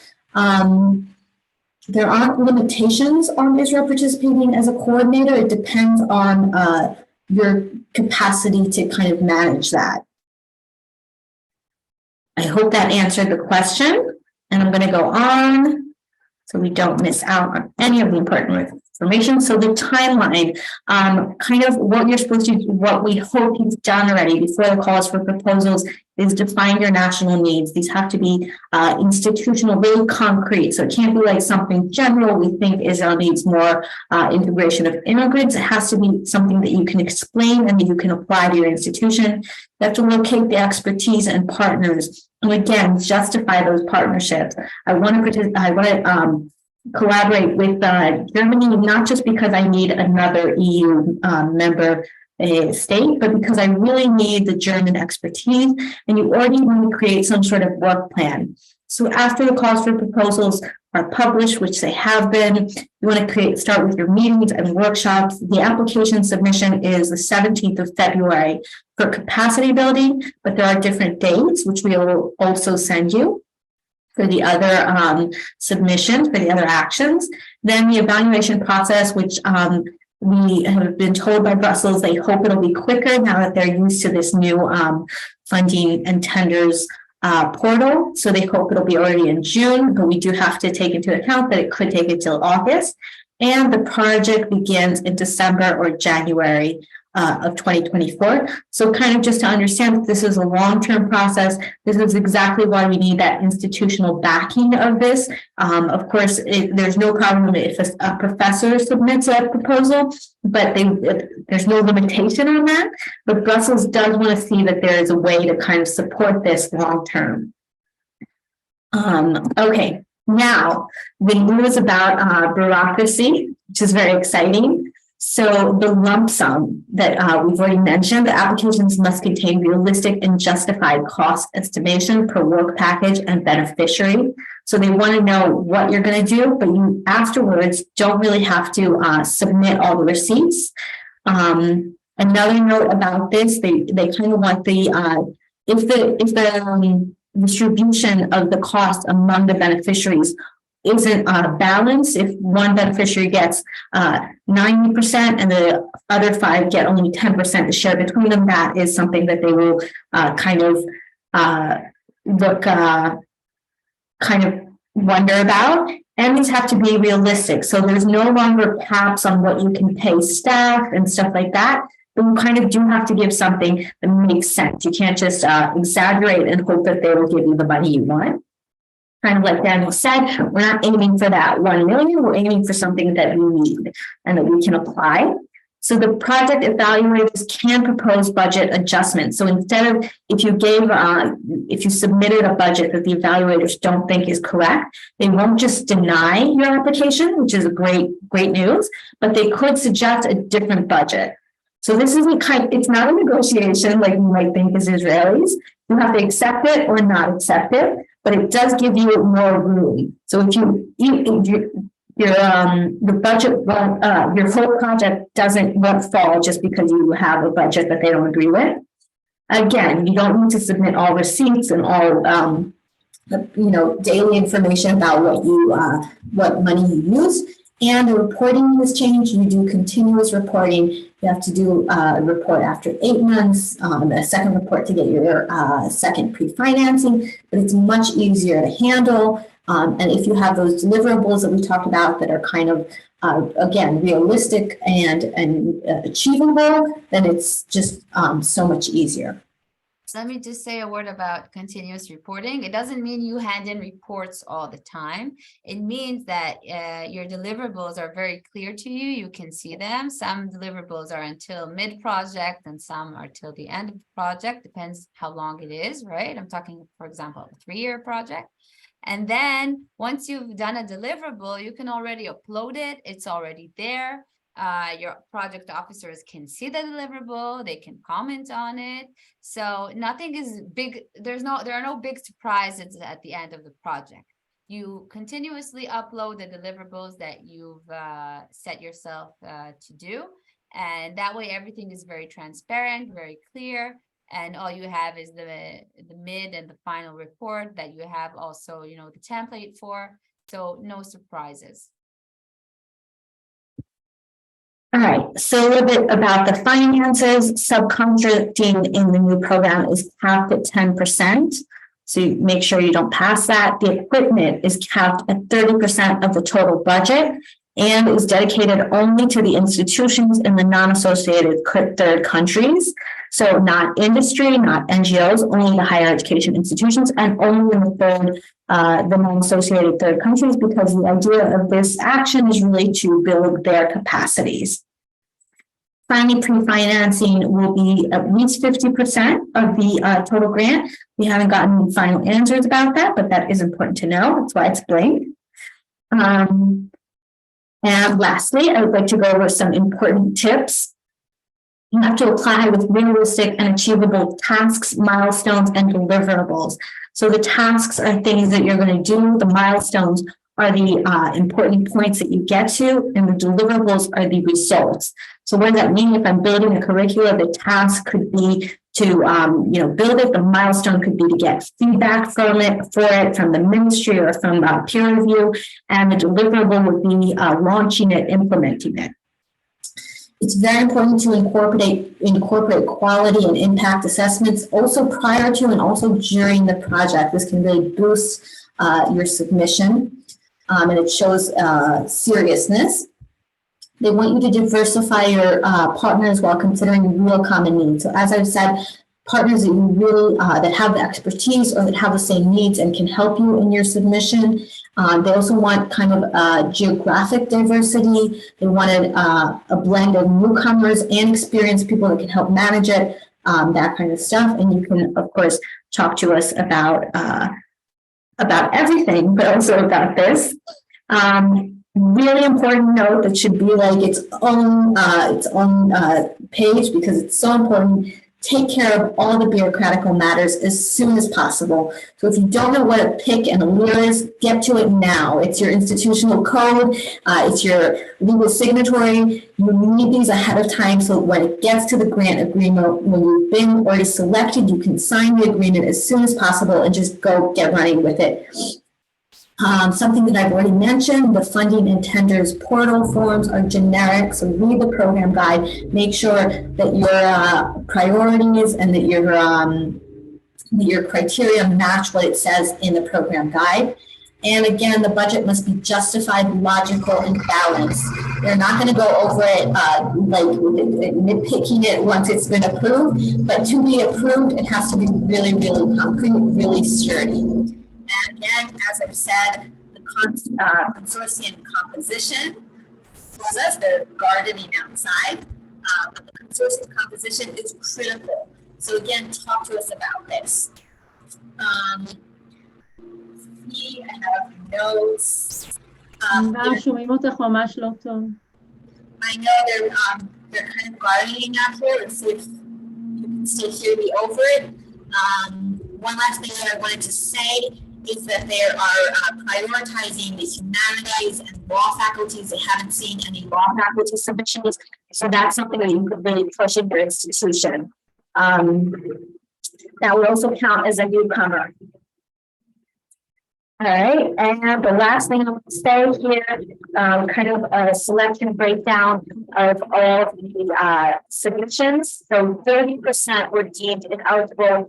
This was either that they didn't have they had not enough non-associated partners in relation to the member partners, or that they have an NGO from the member partner without a higher education institute from that same institution. I'm just going to mute myself for a sec.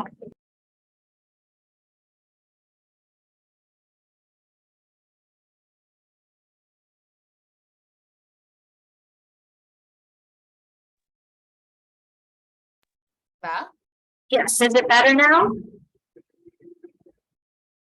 going to take that as a yes. You can also see here kind of a thematic breakdown. So of the priorities, you can see that governance, peace, security, and human development, and migration and mobility were kind of themes that were not touched upon as much. And those are themes that, as we've already mentioned twice, are really relevant to Israel. So the applications there are supposedly less competitive, and you could definitely submit something with high quality and high relevance there.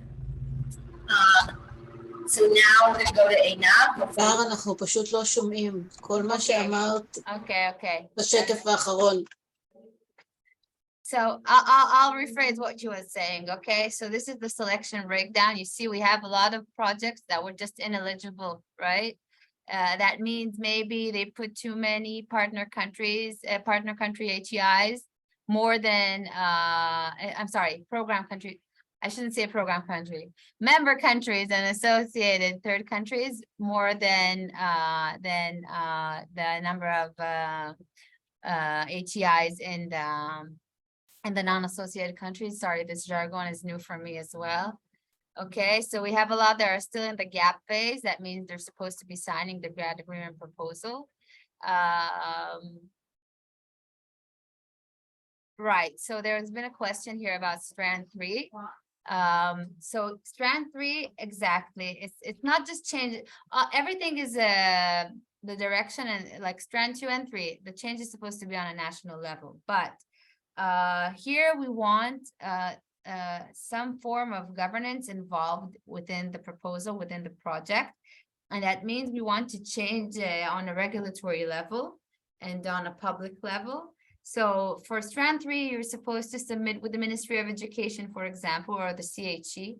I can tell you that there have been some efforts to submit with the CHE, and it's kind of complicated here because of the legal counsel and, you know, yeah, their spirit here, but it's not impossible.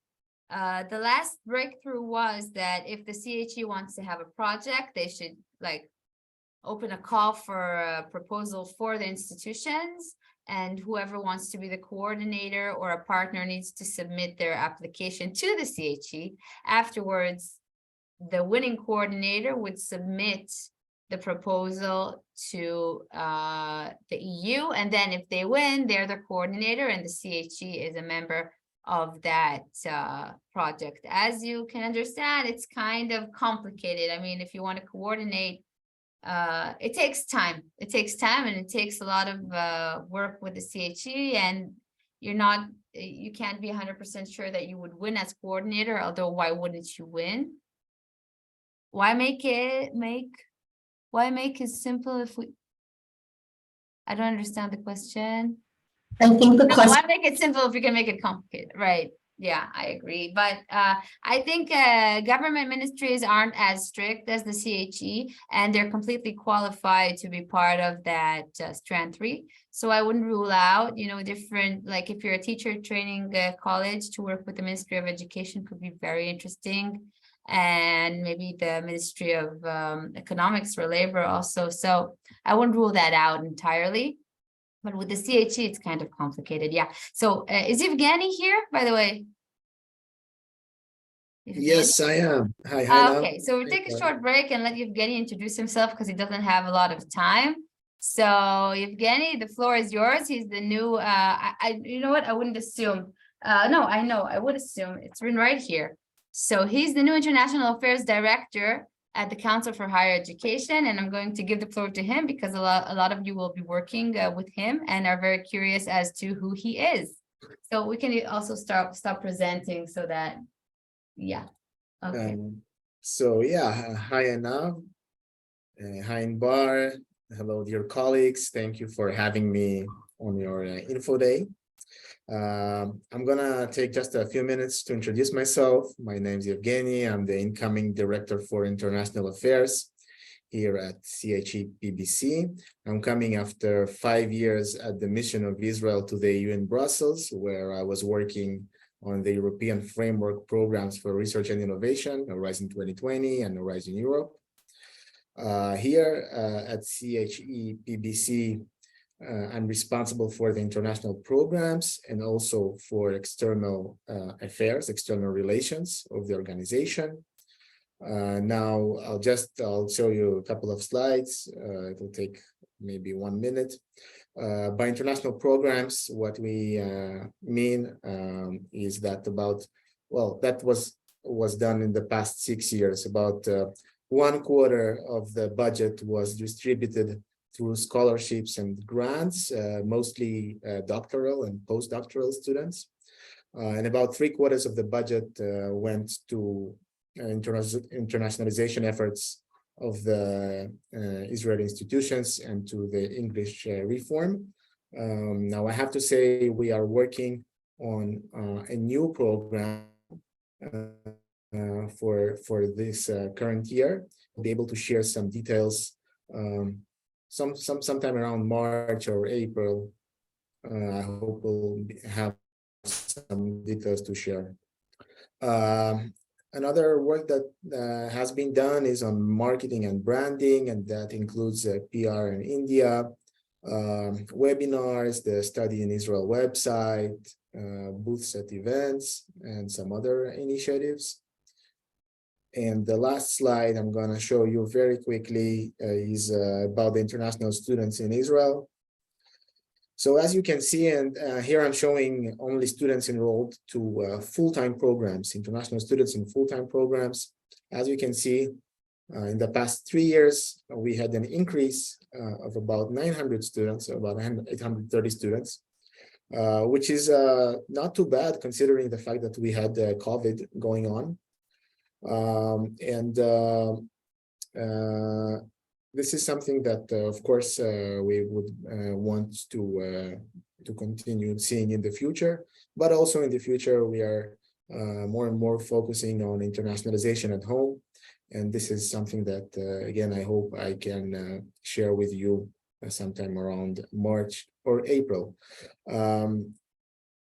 Lastly, I would be happy to meet all of you in the upcoming future so that I can get to know you better, your institutions, your programs, and we can discuss areas of cooperation.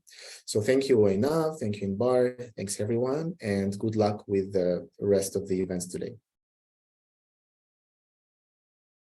Thank you, Evgeny. Do we have any, if you're still here, does anyone have any questions for Evgeny? Yes, I would like to ask a question, please. How about a next call for internalization? Yeah, so we don't have the details yet, but as soon as we have details, we'll share with all of the stakeholders. Yeah. Oh, is it planned or? Yes, so we're now working on the new plan for this year, for the current year. I guess in the coming months we'll have more information, but as of now nothing is concrete yet. Okay, looking forward for good news. I have a question about this. This is Tafshin Pei Gimel. It's the last year for the Model Tzmicha budget, which was administered, I think, about 3 years ago. Is there prospects for next year for a new budget or any kind of plans for continuing the existing budget? Yeah. So The previous models are finishing their operation. They will not be extended any further, and we will have something new to replace them. We hope something better. And this is something we're working on with all of the specialists. Yeah. Will we have a say in when you phrase, like the one of the problems I had anyway, and I reckon some others here probably had the same problem, is that the way the budget articles are phrased, it makes it very difficult to use them for the purposes we actually need them for. As in some of the issues we have, or some of the blockages we have with accepting programs from or interns or exchange students or whatever, is because of the fact that the budgets are kind of pre-oriented towards specific ends, which we don't need. Yeah.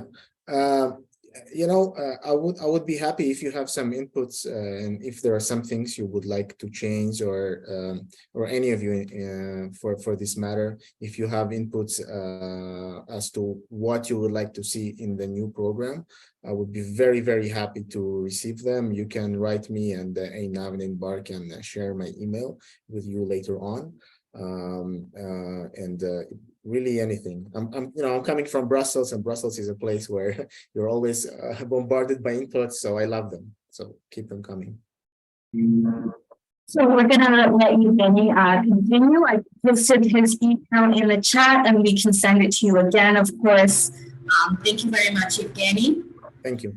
Thanks a lot. Thank you, Evgeny. Thanks. Thank you. Bye-bye. So we work very closely with the CHE, and we're going to work with Evgeny, and he has a very open door policy to all of you and also to our office. So this isn't the last of him that you're going to see. So it's now 10:30, right? Wait, yeah, 11:30. So I'm going to steal 5 more minutes to present to you what do you prefer? Do you prefer a break now or in 5 more minutes? 5 minutes? Okay. Yeah, go on.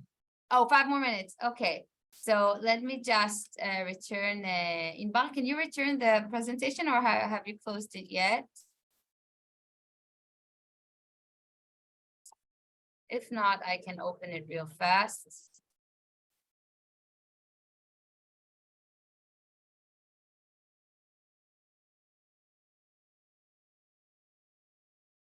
Okay, great. So next slide, please. Sorry, I'm going to ask you to switch the slides because now you're my helper.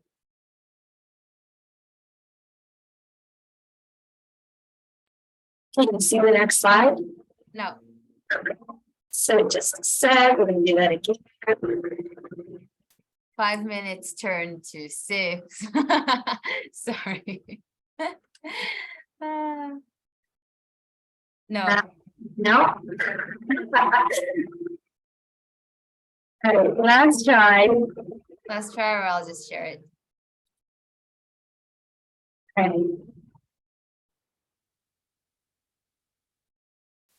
Working? Yes, great. So, as I said in the beginning, I see a trend.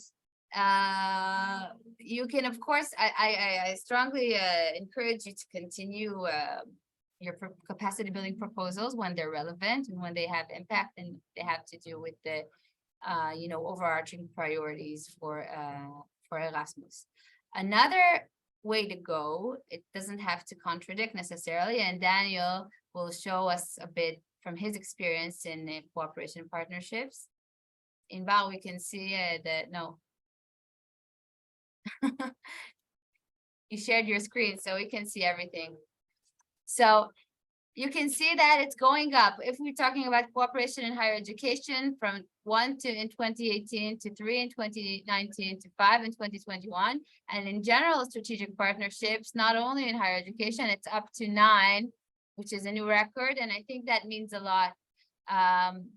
If you think about what it should, like, strategic partnerships, cooperation partnerships, their goal is to enhance excellence within the EU. Maybe we can go to the next slide, Inbal.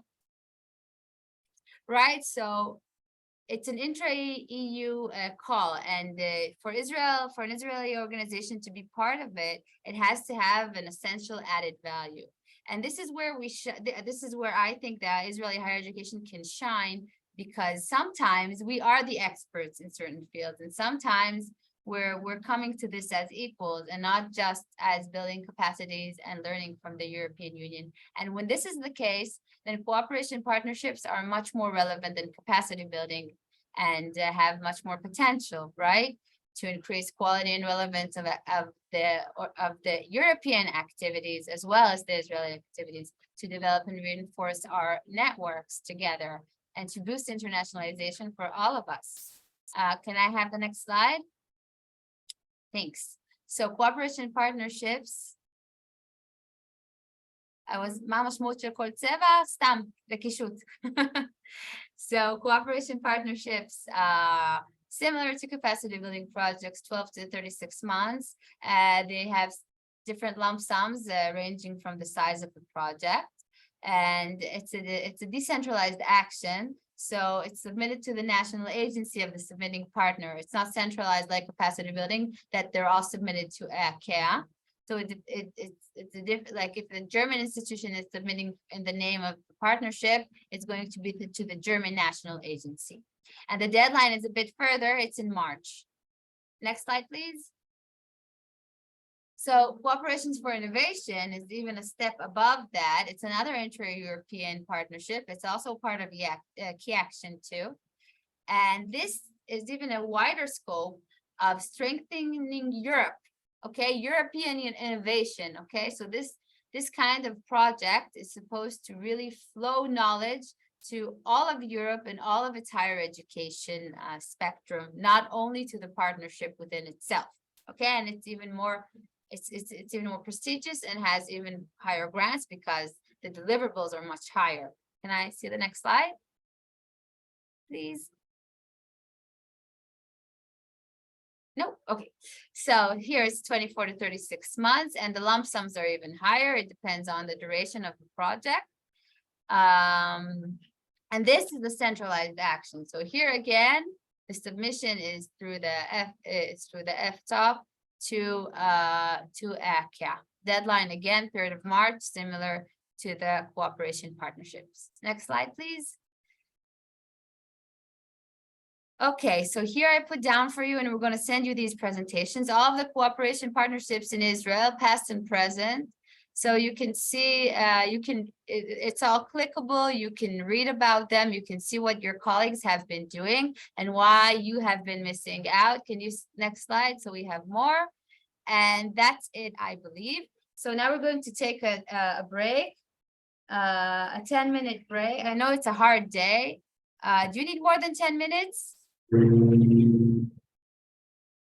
And while you're thinking about that, I'd like to take a second just to go over these links because they're.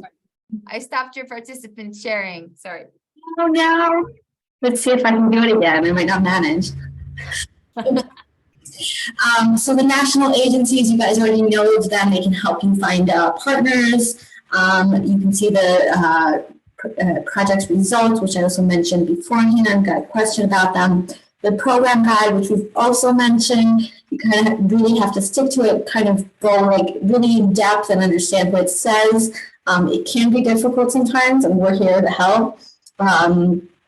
Another thing that I really want to stress is the lump sum funding and the funding and tenders portal. They're new. It can be kind of difficult. So we put 2 links here, one to a webinar and one to kind of a little workbook, a couple pages that explain how to work with them. So check those out too. You'll have all the calls for proposals, and just on Friday, some of you haven't probably didn't participate, but there was an info day on capacity building, and they really went step by step through the process of submission. We really recommend going over that once you're ready to submit, because there's all these nuances that we're not used to. They're hardly used to them, and they have a lot of insight from the last year about just the technical stuff that kind of sometimes hurt submissions. So thank you, Inbar. So quick survey, 10 minutes or 15 minutes? כן, אנחנו נעבוד על זה, אנחנו נטפל באופטיקה. אז 10 דקות או 15, מה אתם חושבים? 15. יאללה, אוקיי, אז אנחנו ניפגש פה ב11:55. What we have next is EMJM and EMDM, very exciting EMDM, and of course, the showcasing of our very own Daniel Cheval. They have been awarded the most prestigious and the most generous Erasmus program of all, which is Erasmus Joint Master's Degrees, and they are coordinators as a fact. And also he's going to give us and talk a bit about cooperation partnerships as well. So there's a lot to wait for. See you in 15 minutes. And I'm still here if you have any questions. Could you please send the presentation and the links to the group? We'll send all the presentations, all of the links, Evgeny's email, and anything else that you want us to send your way, just and by the way, if you're not registered for this day, I suggest that you register because we're sending it to the list of emails in the No, I am registered. Okay? It's fine. Great. Not you personally, but anyone else, but thank you. Thank you. בבקשה, וסליחה על התקלות הטכניות. אז ניפגש ב5 לא לפספס, באמת, זה העתיד, לדעתי.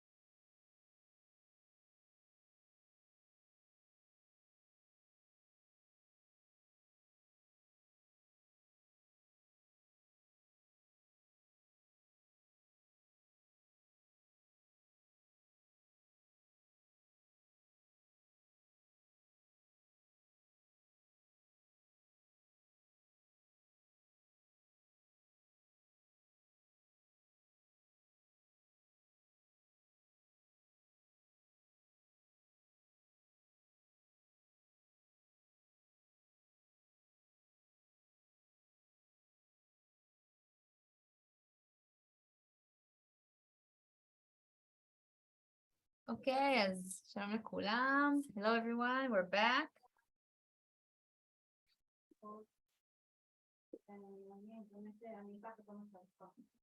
So let me share my presentation. Great. Are you seeing Erasmus Mundus Joint Master's degrees? Yes. Great. Okay. So we're going to talk shortly about Erasmus Mundus Joint Master degrees and also Erasmus Mundus design measures. Let's get into it. So the difference, well, for us, I'm going to get into it, but for Israel, the main difference last year and this year also is that we can be a partner or even a coordinating institution, and we need to be the third, 2 EU member states, and we're the third one.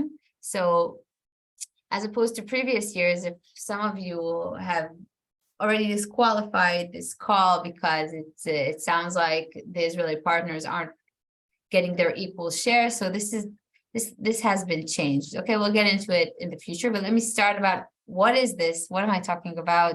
Some of you are new to Erasmus, we need to remember that. So just to say that it's different from the past, it's more flexible, more strategic, more open, more generous, and more sustainable and easy to manage than previous years for, the veterans here that are familiar with the previous Erasmus Mundus Joint Master's Degree program.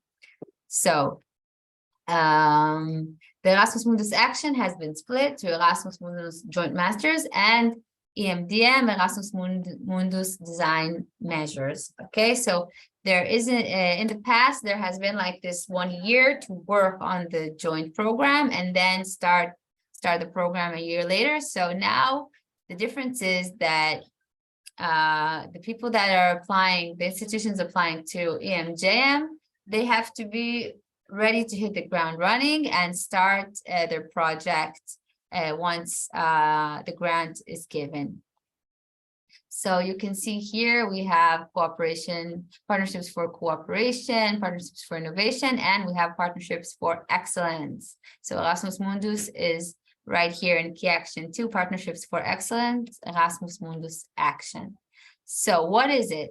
We're talking about building a joint master's degree, okay? A high-level integrated and transnational study program at MA level.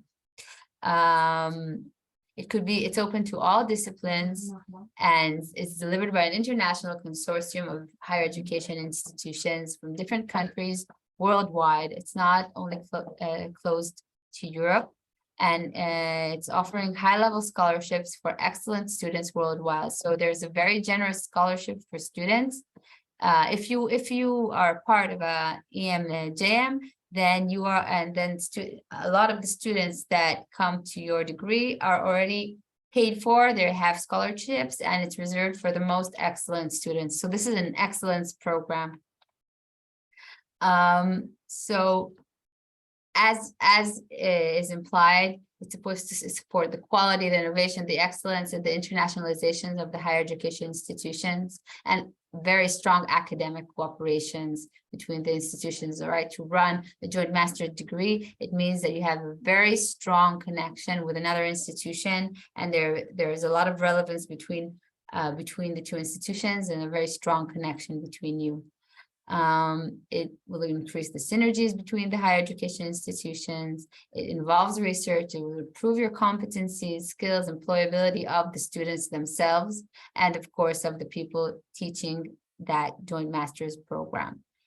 So we want it, we love it. What do we need to do to be part of it, right? So we need at least 2 EU member states or third parties associated to the program, and a third country not associated to the program, which is Israel in this case. In the past, the partner country was the 4th link, and then actually institutions didn't think it was so appealing for students because they had to be at least 3 EU states before even going to the Israeli institution, and that way, they had to, like, it wasn't realistic that an MA student would have 4 different countries to visit, but this has changed, as I said, and it's much more relevant to higher education institutions in Israel.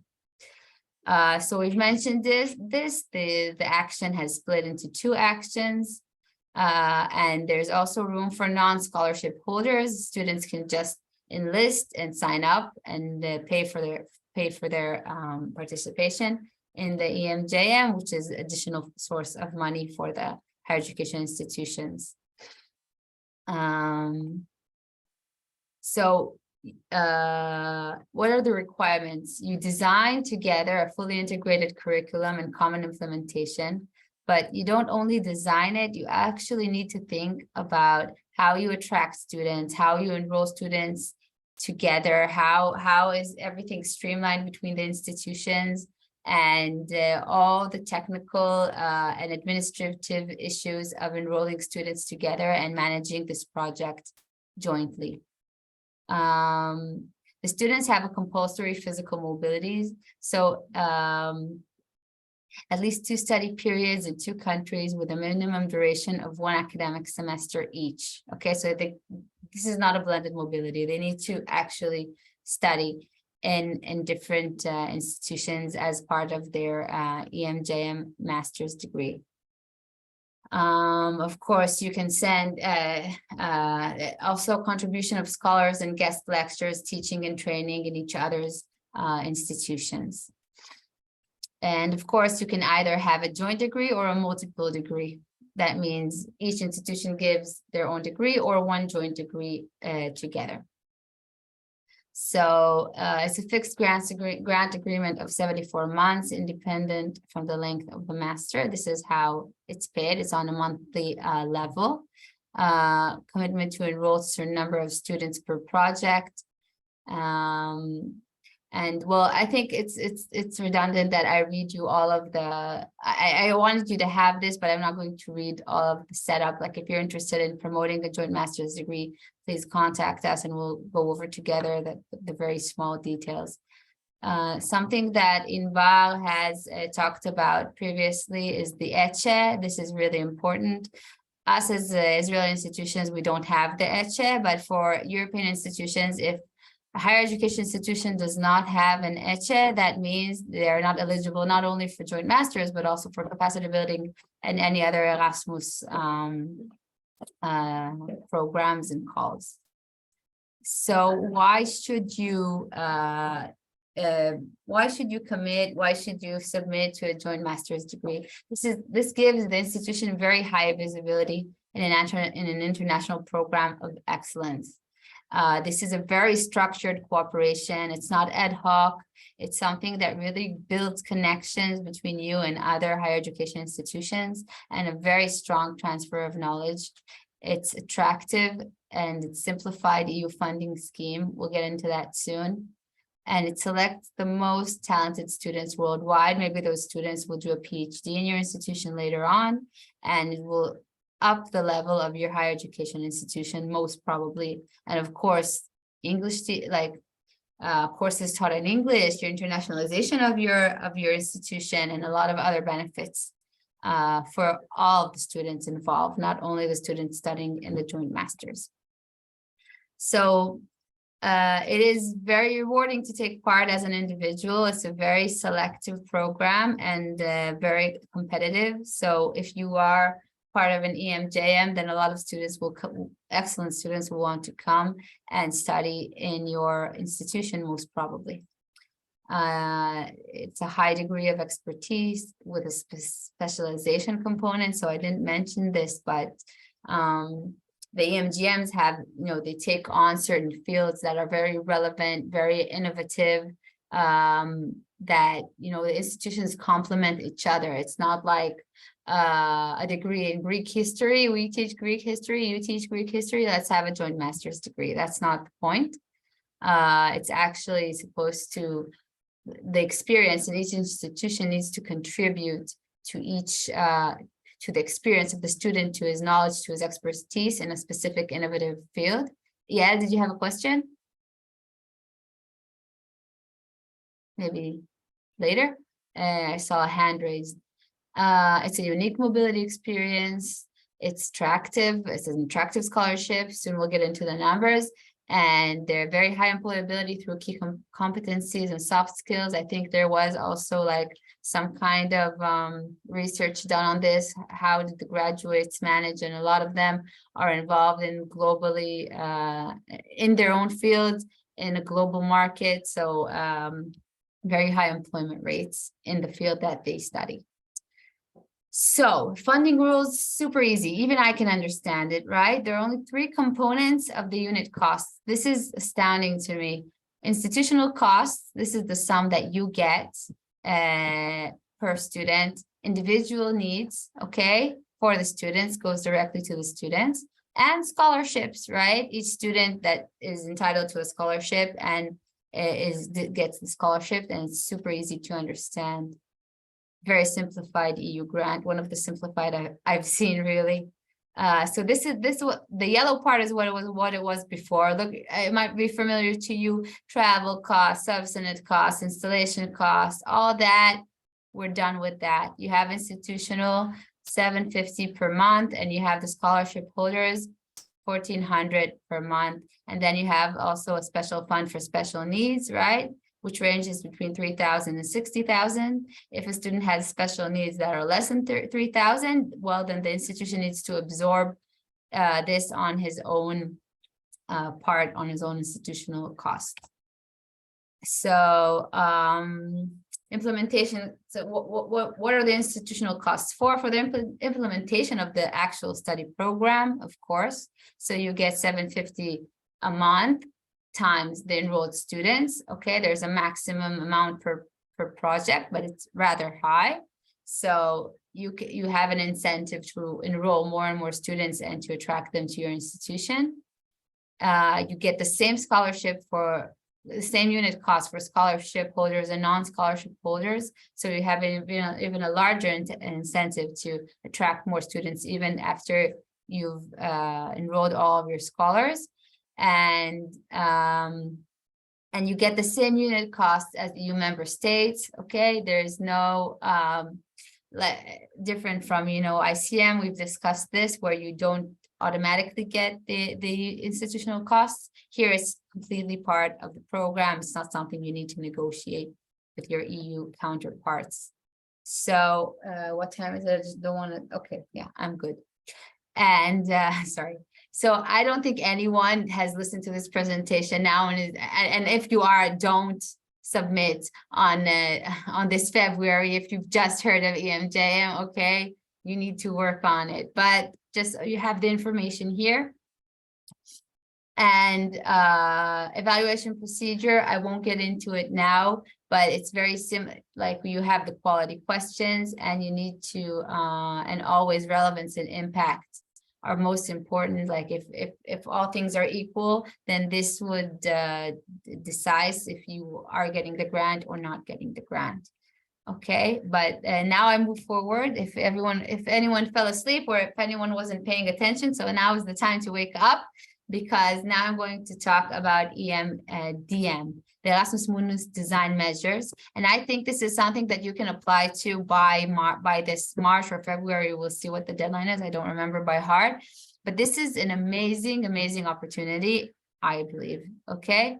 Because it's very hard to build a joint master's degree. It's not something you just snap your fingers and you have it, okay? Or maybe you think you can, but it's kind of a risk. But the EMDM is like a step on the way to building a joint master's degrees. So it kind of fills the gap between the Erasmus Mundus action and the development of a joint master's program. They really want to see newcomers. They really want to see new countries. They don't want the same actors getting the same grants year after year. They want to mix it up. They want it to be relevant. So this is why the EU has presented the EMDM. So you have a better chance of winning the EMDM if you form alliances with underrepresented EU member countries or third countries associated to the program, and in new and exciting, innovative thematic areas always. Okay, this is true to most Erasmus projects. So I've taken the liberty of kind of gathering that data for us, for whoever wants to think strategically. And I always like to try to give you that extra input. So this is the number of coordinating organizations per country. I think this is correct for 2021, the data here, or maybe it's even updated till now. So you can see that Israel, we have Bar-Ilan, which is a coordinating countries, and we're so proud of them. And they're part of an elite few here that are actually coordinating the Erasmus Mundus joint master's degrees. So any member state that isn't here, and also, sorry, partners by country, here you can see us again, Israel, right? The yellow are coordinators. So any country that is part of the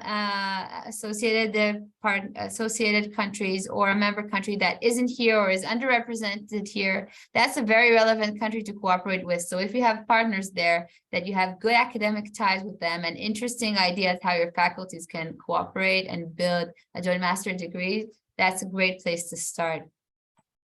What is EMDM? Well, we've discussed this, but this is grant supports institutions that want to set up a joint master's program, okay?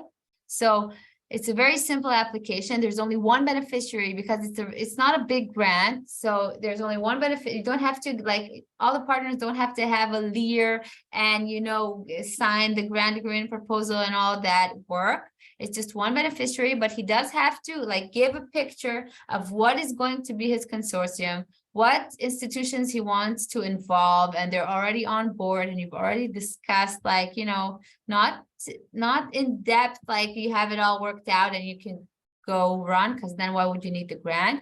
But yes, you are serious in your intention of creating a joint degree together and working on it together, and you need these funds to work on it together and to build it.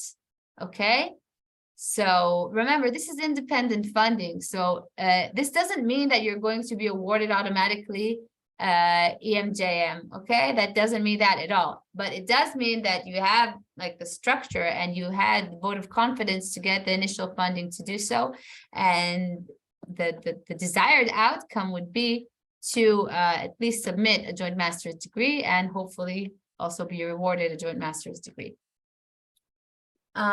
So what you should offer is a fully integrated curriculum at the end of this, right? Delivered by a consortium. It needs to aim at attracting excellent students, so it has to be very relevant to the field, very cutting edge. It has to include the issue of physical mobility, and not only physical, how are you going to manage the physical mobility? How are your offices going to work together? Create a system together, okay? And lead to either a joint degree or a multiple degree. So you have to have a joint program. You have to have a joint administrative and financial management. You have to know how this is going to work at the end of it, right? This is like an output, right? You don't have to know this going in. You're going to build together in this year of work, common services offered to the student, joint promotion and dissemination activities, a draft of joint partnership and student agreement, right? It's not because you don't have the master's yet, but you're planning it. So you have to have an idea, all the forms, how you're going to manage, and a joint degree policy, an accreditation process. All of this is what you're going to be funded for working on through the EMDM. So we said, I already mentioned one beneficiary. Okay, it's a fixed duration of 15 months.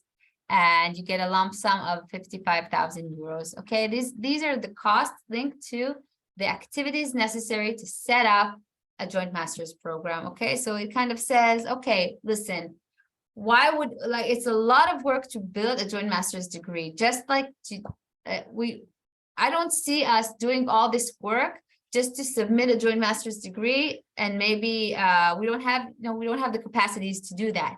But if we are awarded this EMDM, then we can work on it together. We have the funds to allocate to work on this activity, because it's a lot of work building a joint masters, and you have like more than like about a year and 3 months to work on it, and then you can submit next year and get a good quality project and a good partnership that has already begun.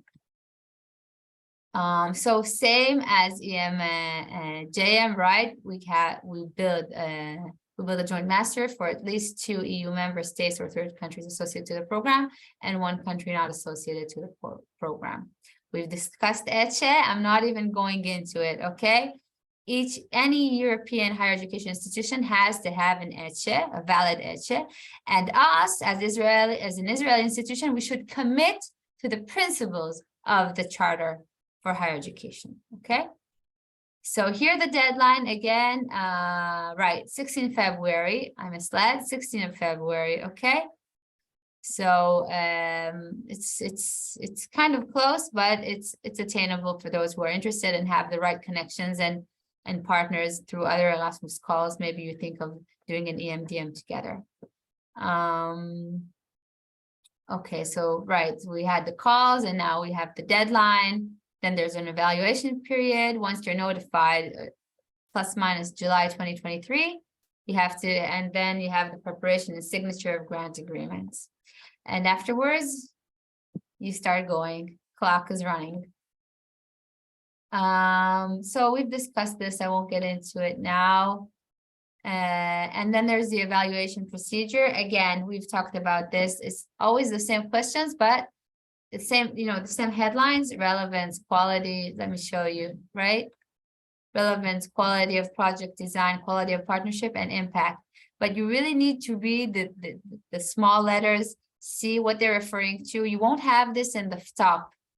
FTOP is Funding and Tender Opportunities Portal. You have to go to the program guide and really go each one at a time and kind of see that you're ticking all of the boxes thoroughly and in a way that is very clear and understood.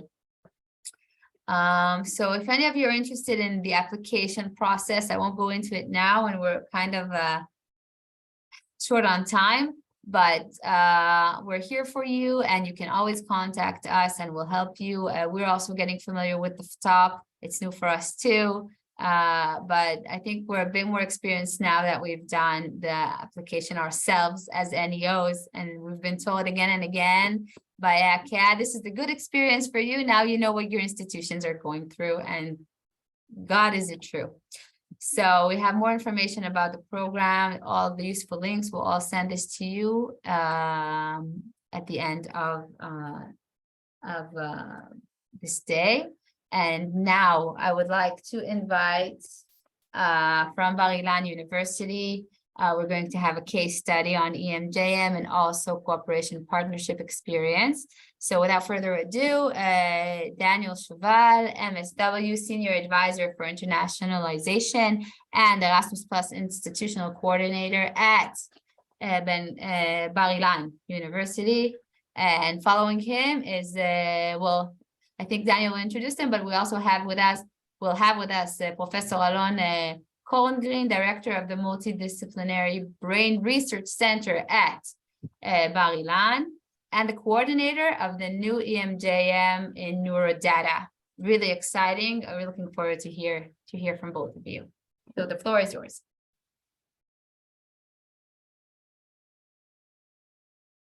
Daniel, we can't hear you. So now I'm not the only one that's really happy. I'm really happy that other people are having technical issues. So while Daniel is sorting the technical issues, does anyone have any questions about my presentation? And kudos to those that have survived this day and are still here with us. Brava to you. Enough. Can I have a question about key action 1? Go back to the, as a newcomer, if you. So let's just see if Daniel has sorted out his problem. Daniel?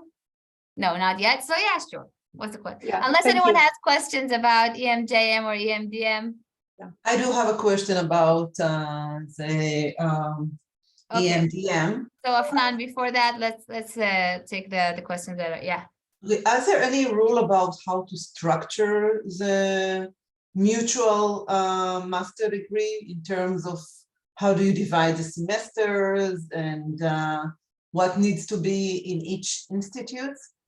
Okay, so this is all depending on the rationale of your partnership. I can give you, for example, and the best thing to do, you can also, you can always see on the results platform examples of this. But for example, I've seen a very good practice of water engineering, right? So it was joined with, I think it was the UK when it was still a member, and also India was a partner. And it was very important that the students start at one of the European universities and then go to India for like, it was like a hands-on traineeship where they had a real challenge of water engineering and they needed to like, you know, work together and solve it. So they couldn't have started out over there because they first had to have the training in the EU. But that's specific for a specific, you know, joint master's degree. It could be different for you could build a master's degree where it's irrelevant, like there are 4 pillars and you go to, or 3 or 2 pillars, and you go to institution and then you study a pillar, and that's fine. Or it could be different, like maybe, you know, it really depends, like if it builds one on top of the other, or if it's like it's a mutual experience where you taste a little bit of everything, and then in the end you have like this kind of broader understanding of a certain field. So it really, the answer is it depends. Okay. Daniel, do we have you? I don't know. Do you have me? Do you hear me? Yes, we do. Oh, amazing. Okay, great. Thank you. Okay. And okay, sorry about that. Of course, moment of truth and all the technology falls out. So I'll be on the short side because I think that we have an amazing opportunity to hear Professor Korngreen speak about the program in a very, very firsthand way, because we really have an amazing story. But we actually have 2 amazing stories, just to clarify again for everyone. So we in Israel are actually now, we are not only coordinators of an EMJM, but before that, we were actually the first, I don't want to say first, but technically speaking, we are also official members in another consortium as well that came the year before. So we actually have 2. So my brief talk today, and I can see from all the people that are here, I don't want to take too much time telling you about how to build a consortium and how to cultivate partnerships and everything that comes with that. I know many of you have a lot of experience with many different types of projects on how to build those types of relationships. But I can just sort of give you 2 amazing case studies, which are the 2 EMJM programs that we have. So, BC, we can go back in time to before Corona, and we started to develop a relationship with University of Strasbourg. We'd been in conversation with them for several years about establishing a bilateral joint master's program, and went back and forth on a lot of conversations about especially what that would look like on a very technical and bilateral level. And then, of course, in the process of building a bilateral program, we were also in the process of joining them in an application for an Erasmus Mundus joint master. That was in 2019 when we submitted that the first time. So you can, you know, obviously, as you all know, the world has changed, although a lot of things sort of are still the same. So again, this is sort of the tale of 2 cities, as in 2 program experiences, because with Strasbourg and our Erasmus Mundus joint masters in chemistry informatics, very cleverly titled Chem Informatics Plus, which again, they didn't consult me on the name, but at least it's very clear. In that consortium, which is coordinated by the University of Strasbourg in France, Strasbourg had a relationship with all of those members and bilateral degrees with all of the members in the consortium for several years, right? And they kind of been running those programs. We were sort of one of the last institutions to join them in this area, but we happen to have here at Bar Ilan departmental experts who are experts in this somewhat nuanced field within chemistry, chem informatics. So we already had an extensive relationship on a research level and even on a teaching level, not only with Strasbourg, but with several other members of what became the EMGM consortium. So we really, everything was sort of already in place, and the most obvious and logical next step was to put all of this into a joint masters. Now again, I can imagine that for many of you on the call, you might not necessarily have those types of relationships, but some of you might. Some of you might be involved in bilateral programs where a lot of the infrastructure for building this kind of consortium already exists. So in the case of our joint master's program in chemistry informatics, that's essentially what did happen, is that we put together a consortium that was already working, and we built on it in the right ways, and we got back a great grade. But of course, that was the last round of the 2020 cycle, the 7-year cycle of all Erasmus projects in 2020. So there was a lot of competition, and we didn't pass the threshold. Okay, so we resubmitted and didn't lose hope, and the next year we were successful.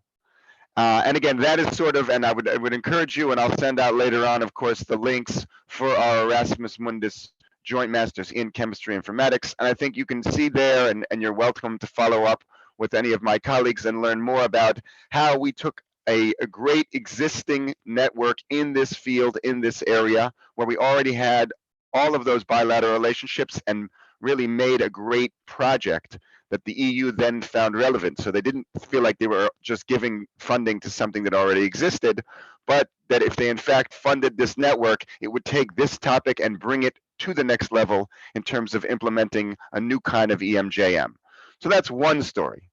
On the other side, we had a totally different story, which is we had an incredible amount of willingness and eagerness in our brain research center to develop a more established network, and here I would actually even go back further to say develop more established networks in the field of brain and data science on multiple levels. And we actually did try in the end of 2020, we tried a capacity building project as well that wasn't successful.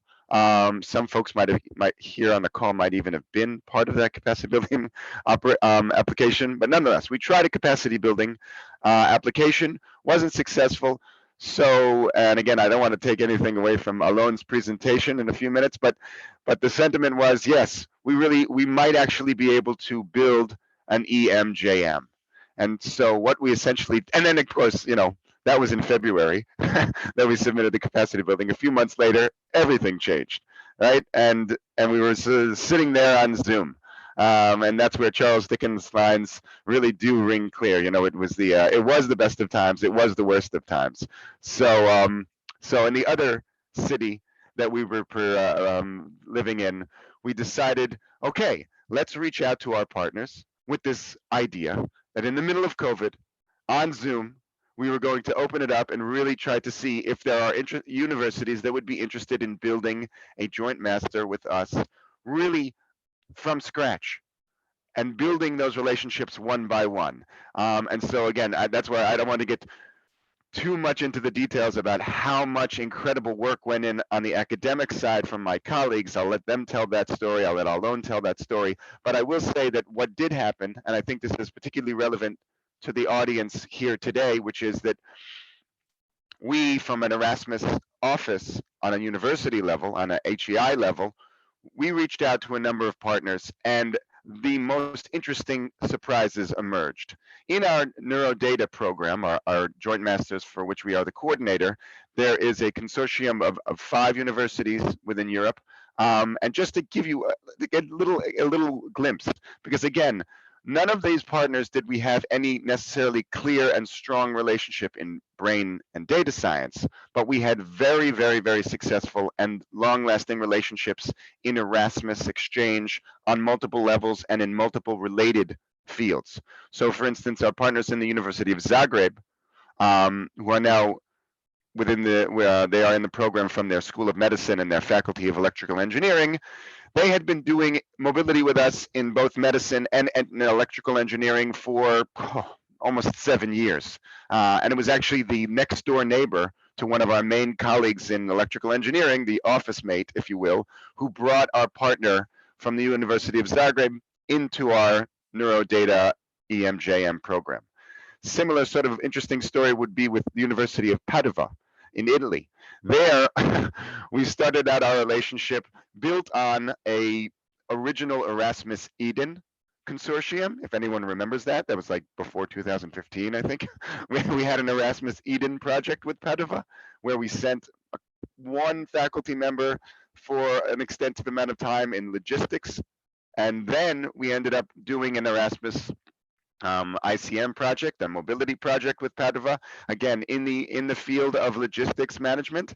But during the confusion and the chaos of COVID, our colleagues in the University of Padova responded to our initial search for partners with a really exciting group of colleagues from their general psychology department who became very, very passionate and very interested in this collaboration. We also had colleagues from University of Jyväskylä in Finland with whom we had collaborated in nanoscience, and we're starting to have conversations with them about collaborating more in psychology and education.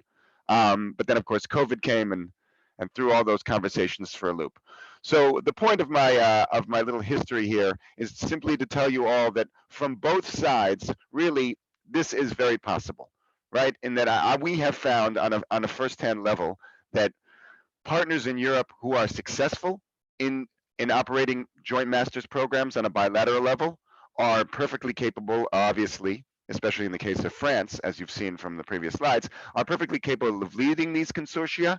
And it really is a great opportunity to really encourage them and say, yes, we as Israel would gladly, we as an Israeli HEI would gladly join this project. And on the other side, colleagues in Europe are very, very eager to be part of new projects and new ideas and really open to new initiatives. We were very, very, very pleasantly surprised to see how much response there was to our initial call. Okay, there's a lot of side conversations, telling people, is this for real? Yes, it's for real. We know it's COVID. We know it's just a Zoom, but let's start the conversation and see where we go. And that's where I bring us to our next speaker and sort of the feature from this presentation. Is the first ever coordinator of an Israeli EMJM program who just returned, I think now it's 11 days ago, from Brussels and the coordinators meeting, who will give you the first-hand view of his experience from developing those partnerships and those relationships to submitting the application, failing, resubmitting the application, and now successfully achieving the grant. So on that note, I give the floor to my colleague, Professor Alon Korngreen from Bar-Ilan's Brain Center. Thank you, Daniel. I have a feeling I can now leave. You said everything. There's nothing for me else more to say, but I'll try my best. I'll share this I just share my screen. Wait a minute. Okay.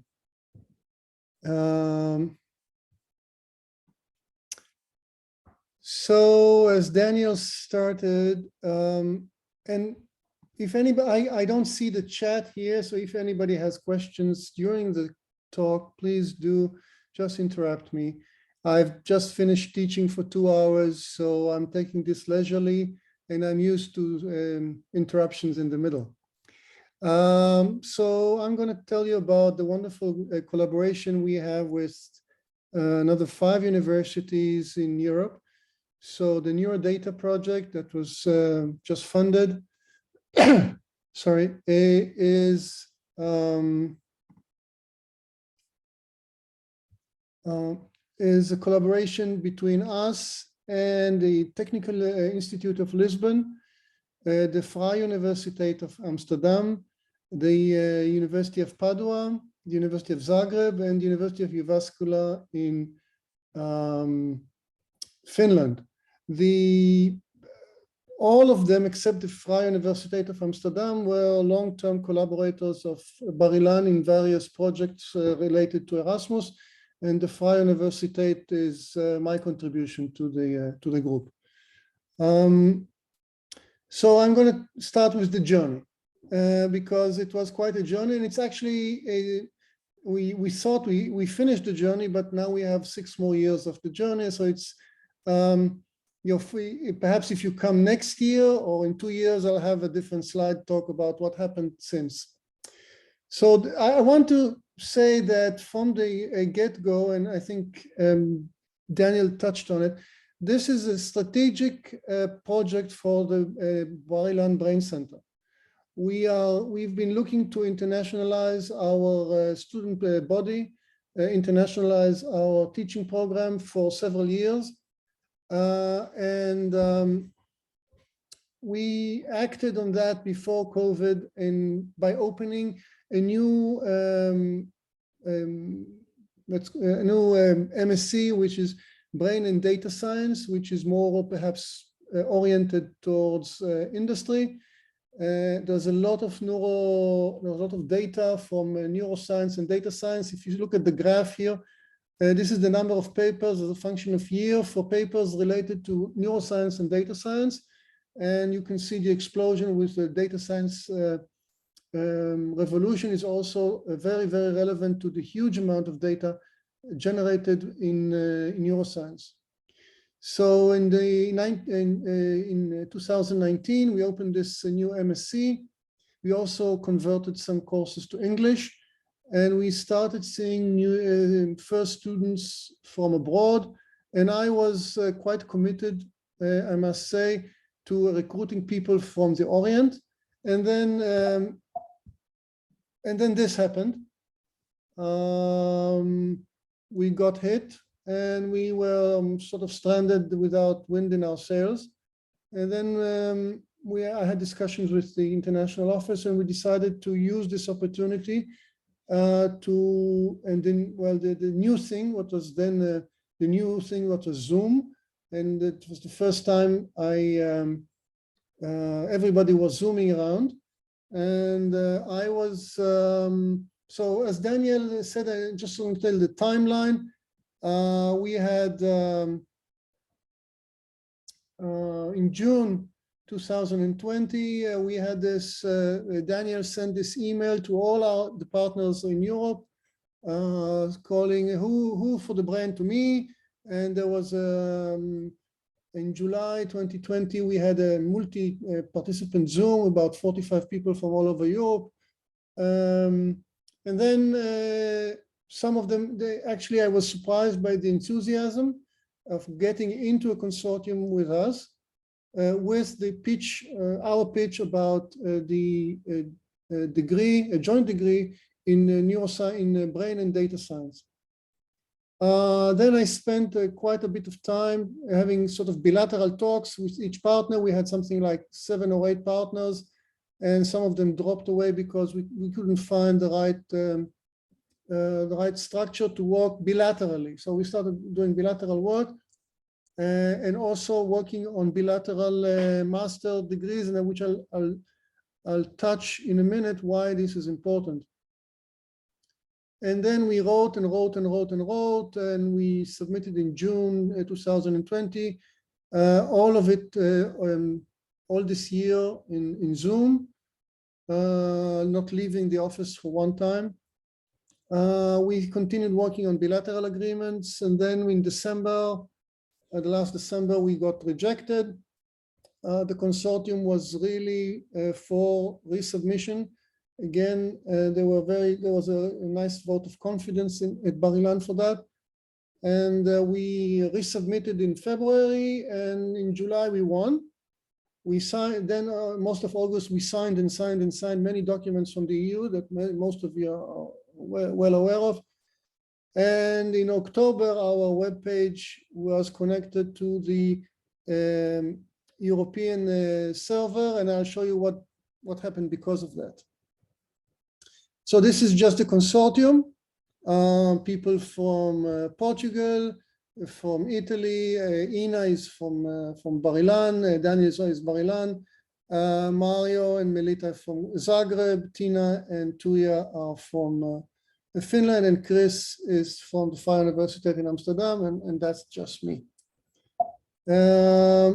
So what are we going to give the students? So first, what did you get? The consortium decided to recruit 80 students in 4 rounds of 4 editions of 20 students each. Each edition will have 15 students with scholarship and 5 without. It's really imperative to include non-scholarship holders in the program. It's expected by the ESA. We got about 3.6 million euros. It has only 3 budget clauses. about 60, exactly 60 scholarships with 1,400 euros per month. It's about 2 million euros. We got this 750 euros a student per month for all students, all 80. This is about 1.5 million. And what is really important now for the EU is 120,000 euros for students with disabilities. So if somebody comes with a visual disability, we'll buy the equipment. If someone comes with hearing disability, again, the equipment, etc., etc. Again, this is the first year, as Einav said, this is the first year Israel can be partner and also coordinator on this grant. The second year, sorry. The first year, chemoinformatics got it. I just want to show this figure again. And it was really nice sitting at the coordinator meeting in Brussels, and then they say, "Oh, we have this orange bar at the end. This is Israel," and they were so happy, the program managers, and to have us in this group. I don't know if it was shared here, but there were 58 submissions, and 30 got elected. We are, so in orange is not program countries, and United Kingdom is of course not a program country, but it used to be until recently. So let's say they should be in yellow and we should be in orange. So what is the academic program? This is a sort of a scheme for the academic program. All 20 students will come to Bar Ilan for the first year of the program. This is the inner circle here. Here they will study basic training in data science and in neuroscience. Then they will travel during summer to the University of Zagreb, where they will have a summer course. The University of Zagreb decided not to be a degree awarding partner. They're a full partner in the consortium. They're not an associate partner, but they will offer just a 2-week summer school, which I'll show you the nice program they created a bit later. Then the class will split into groups of roughly 5 students each, and they will continue to one of the other partners for the second year of the master. Each group to a few to University of Uvascula, a few to Padua, Lisbon, and Amsterdam. And each university is offering, and this was also a good point in that was commented during the proposal, each university is offering a different flavor, let's say, of neuroscience.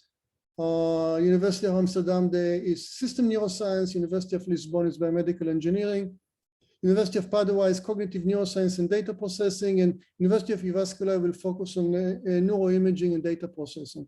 So the students, when they come into the program, they will rank their option, and the selection committee will decide to which track they will go based on their preferences and availability. And so we are offering quite a big curriculum in this way. This is just to show you the same scheme, just in a different way. First year at Bar Ilan, we accept students from a multidisciplinary background, including many of the STEM and psychology and neuroscience and cognitive studies, then a summer school and a second year study and doing the thesis in one of these other universities. So just for general things that you already know, the project is built on a network of bilateral masters. It will award, so if I go back one slide, if a student will start at Bar Ilan, all students will start at Bar Ilan and then go to Amsterdam, then in the end they will receive 2 degrees, one from Bar Ilan and one from Amsterdam. And if a student will continue to the path with Lisbon, they will receive a diploma from Bar Ilan and a diploma from Lisbon in the end. There is no overhead and there is no tkura. University was a bit didn't like that at the beginning, but they will get money from Vatat on students, so they're quite happy. The Brain Center will grow by 20 MSc students every year. I have to say that I recently learned at the coordinator meeting that some projects continue quite successfully after the funding for many years, even without funding, and the hype in the world continues, and they manage to be self-sustaining for quite a few years and really transform the way they teaching in their specific departments and also the student body.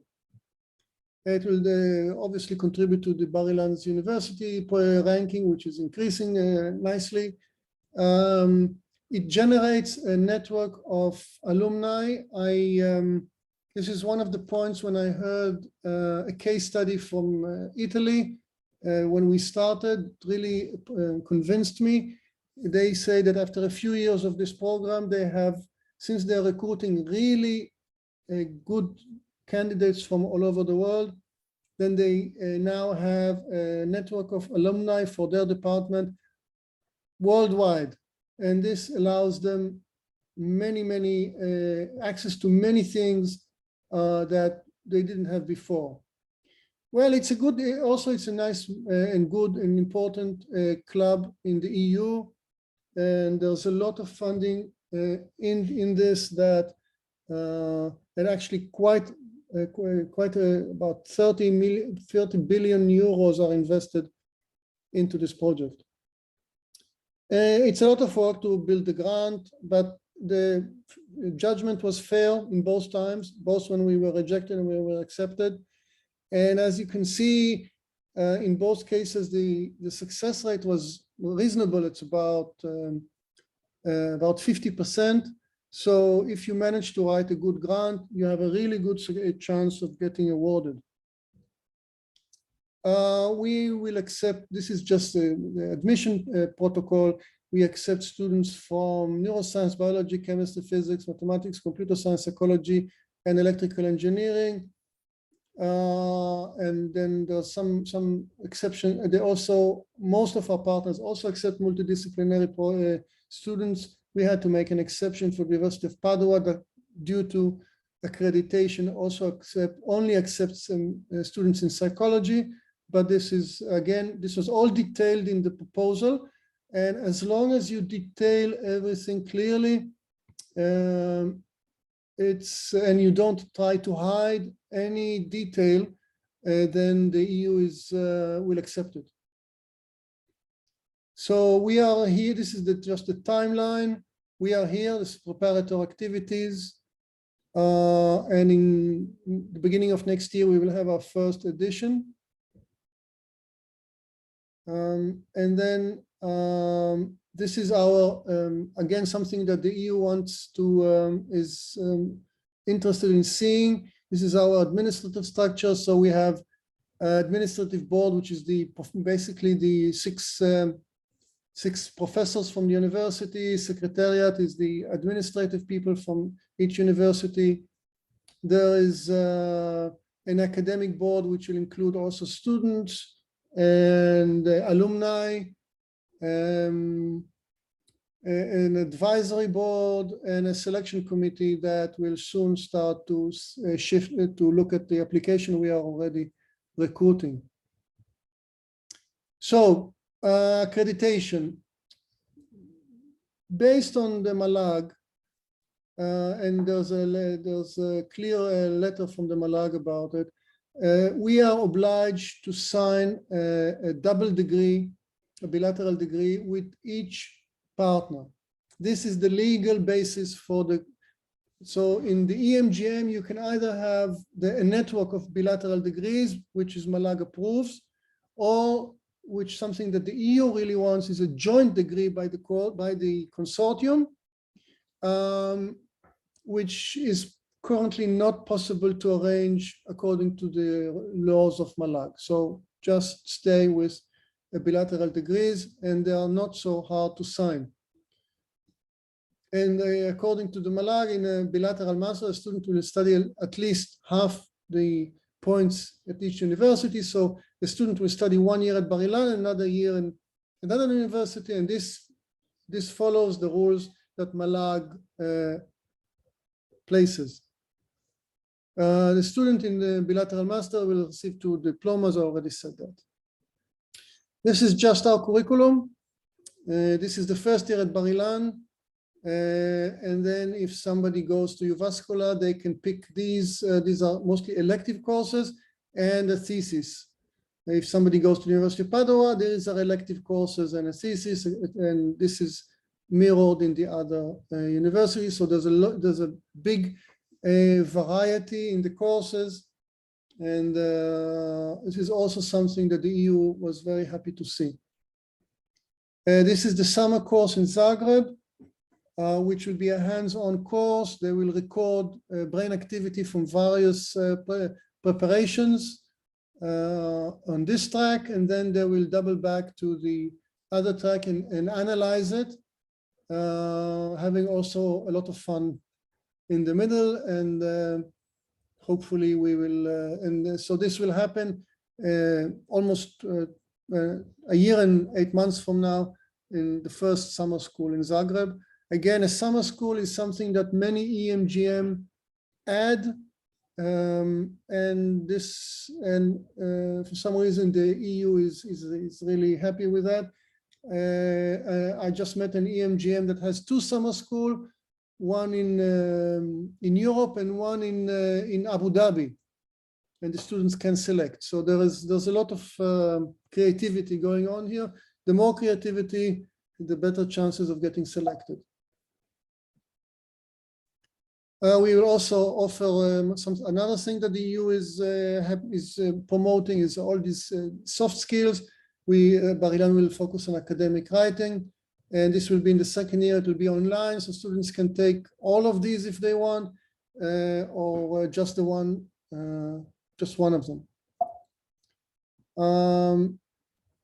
We also worked on grade conversion, which I'll not tire you with. It's a lot of tables that appear in the proposal, but are important, and also appear in the bilateral agreements and in the consortium agreement that we are currently signing.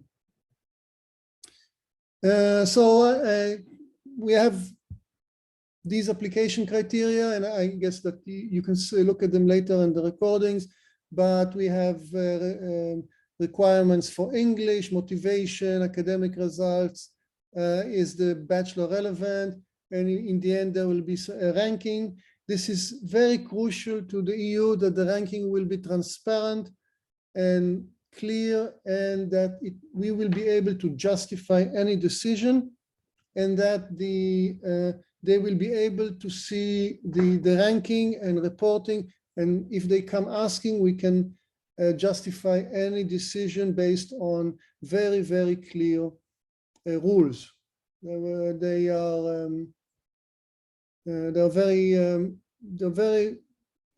really want to see that we are honest. And as long as we are honest, I think we will not have trouble with the EU. So this is, again, back to the journey, our webpage. This is our webpage. You're welcome to go in. This is the homepage of the Neurodata webpage. And this webpage, we established it in September. And in the first week of October, it was connected to the Erasmus Mundus catalog. So if you write in Google Erasmus Mundus catalog, you receive the 180, you receive a web page with 180 EMGM programs, and we are there. And the moment it was connected, this happened. So if any of you were not paying attention until now it's the time for the really fancy stuff. This is when we took our page online, and then for some weeks we had no traffic. And then it was connected to the Erasmus Mundus catalog, and it jumped to about 900 entries per day. So if we look at, and this Erasmus Mundus catalog is an amazing place because people from all over the world, and I'll show you in a minute what I mean from all over the world, go there from their own volition and just look at programs, and to my great surprise, also at our program. So since then, we had about 52,000 page views, about 17,000 site sessions, about 14,000 unique visitors, and approximately 3,000 or 4,000 returning visitors. Most of them, as you see here, through the EHCR webpage, but also from Google, YouTube, Facebook, and Twitter, and then a few others. On November 15th, we opened application. This was 3 weeks ago, 4 weeks ago. We already have 403 applicants to the program. Yes, 403, and application will close in 2 months. So the number is going to increase a lot. This is not unique. Some programs some EMGM programs have applicants in thousands every year. Sometimes 1,000, sometimes 3,000 from all over the world. And when I say from all over the world, this is the entry map of our EMGM website, from showing the cities from where these people came into to look into our webpage. And basically, there's an entry from every country in the world. Almost there's some countries in Africa, and unfortunately not from Iran, but all other countries. We have quite a few entries, and many from Europe, and a lot from India. So important dates, some of them you already know. 16th of February, submission. Don't try to submit this year. It takes time to arrange a consortium. Winning in July, signing and signing and signing. Webpage. Then the wonderful moment you are connected to the Erasmus Mundus catalog, and suddenly the entire world is your friend. We opened registration in the November 15th, and we will finish registration on the 5th of February. Again, we have hundreds and hundreds of applications from truly all over the world. We need to finish this sorting and selecting of candidates by the 30th of April and upload the names to the portal of the EU. I hope we will make it. Or we will make it, but I'm not sure we will be sane. I want to say a few things about responses, because here this is people from, this is this image also. This is the image. This is the ambassador for the EU in Israel that came and heard about the program and came to visit us. This is the Croatian ambassador, and this is the vice ambassador for Finland. So all these are members of our ambassadors for the ambassadors of our partners in Israel, and they were extremely happy, and they are quite helpful in promoting the program. Moreover, as you obviously remember from the beginning of my talk, we had this multi participant Zoom in July 2020, and only 5 or 6 survived collaborating with me for 2 years. The others, when they heard that we got an EMGM, they are now reconsidering. So the amazing thing is that in Europe, this is really a brand. When people visit the Institute from Europe and I tell them about the Institute, and then I tell them, and we are the coordinator of this Erasmus Mundus, they suddenly light up and please tell us more and we want to more and how we can collaborate with you. And the entire attitude completely changed once we entered this small club in Europe. So everybody that I talk now with Europe are now considering us as an equal and someone that if others are collaborating with them successfully about this, then they should also, jump on the wagon and perhaps also collaborate with us. And this has been the last 4 months, we've seen a lot of positive responses from many of our partners and strategic partnership that suddenly changed their tone about it, and they of course continue promoting us throughout Europe because they are our partner. It's amazing to see how proud they are to be part of this because they think that being a part of an EMGM is important. So just to finish up, why is it important? For us, this was a long-term strategic process leading to the increased exposure, international exposure of the Brain Center and Bar-Ilan University. We will have more students, international students. We will have more networking. It's always good. We hope to build a network of alumni in the world. These students attract very high quality students. We already have 403 applicants. We're going to select 20. So it's obvious that these 20 will be very good, and obviously, and the applications still flow in every day. So we will have a class that is really above and beyond what you can expect from a standard master program.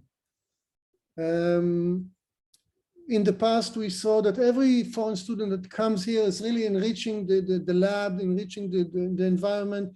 The Israeli students are exposed to other points of view, and this is very important to us.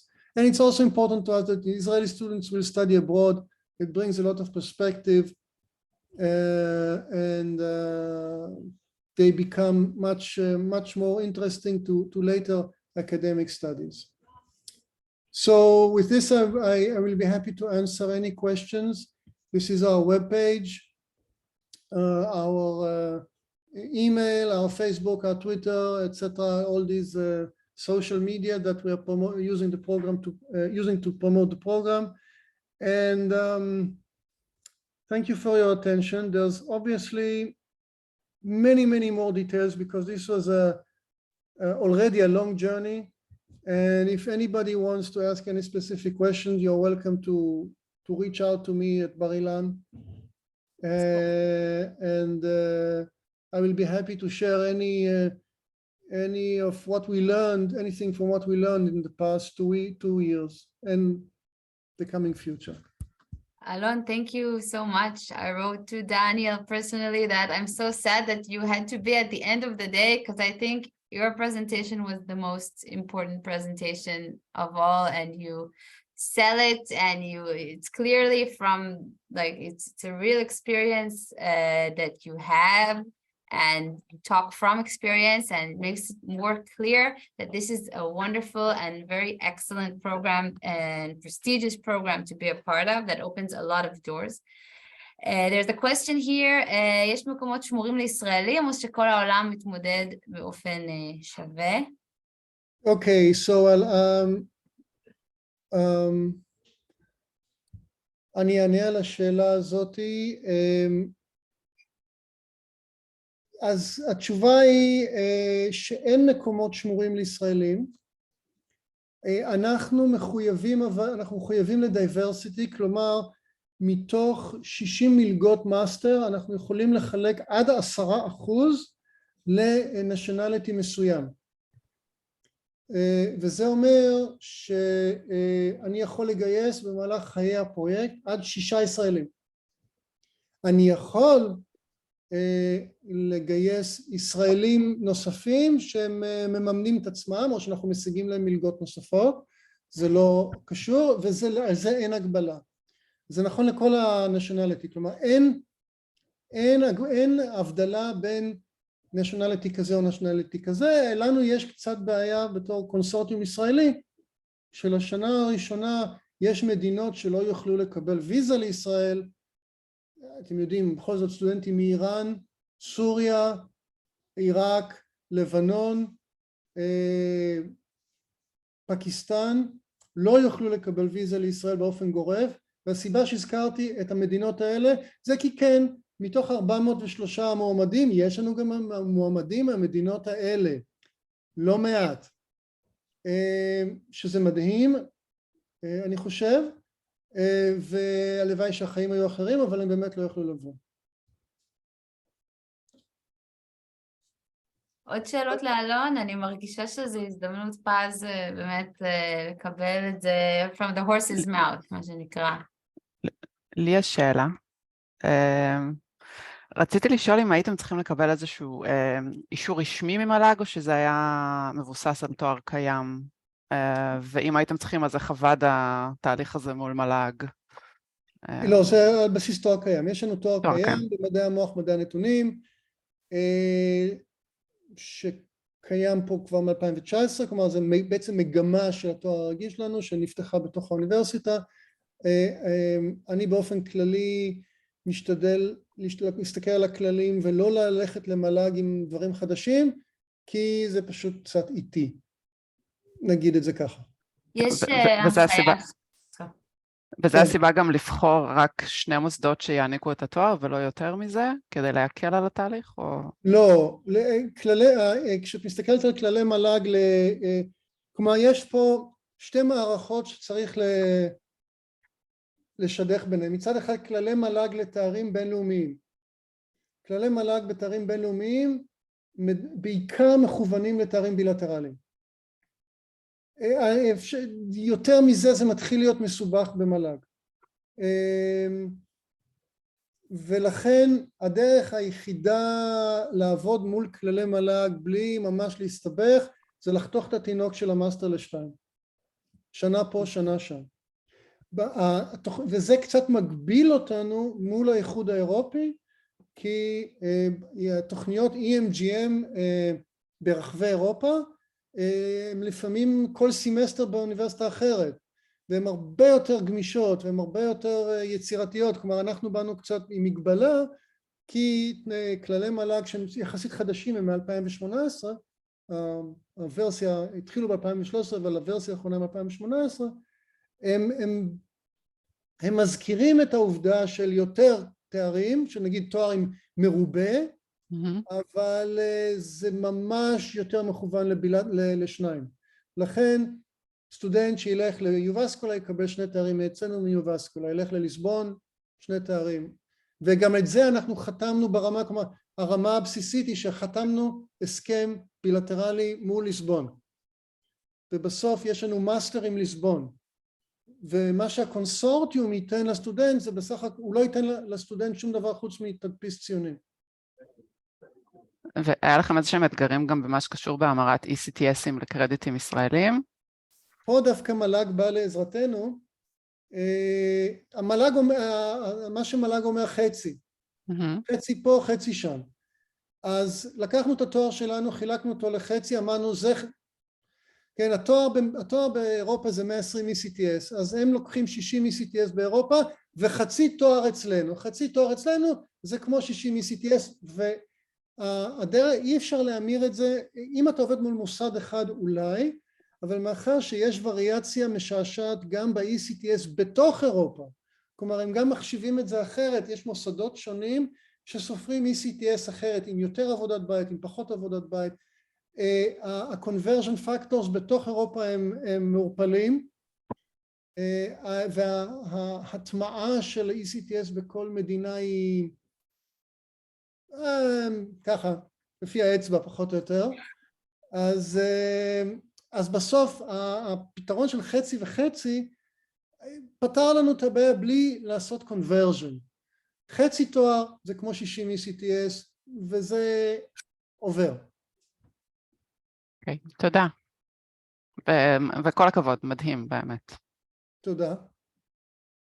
יש פה שאלה של קרן, מה שכר הלימוד בתוכנית? אין.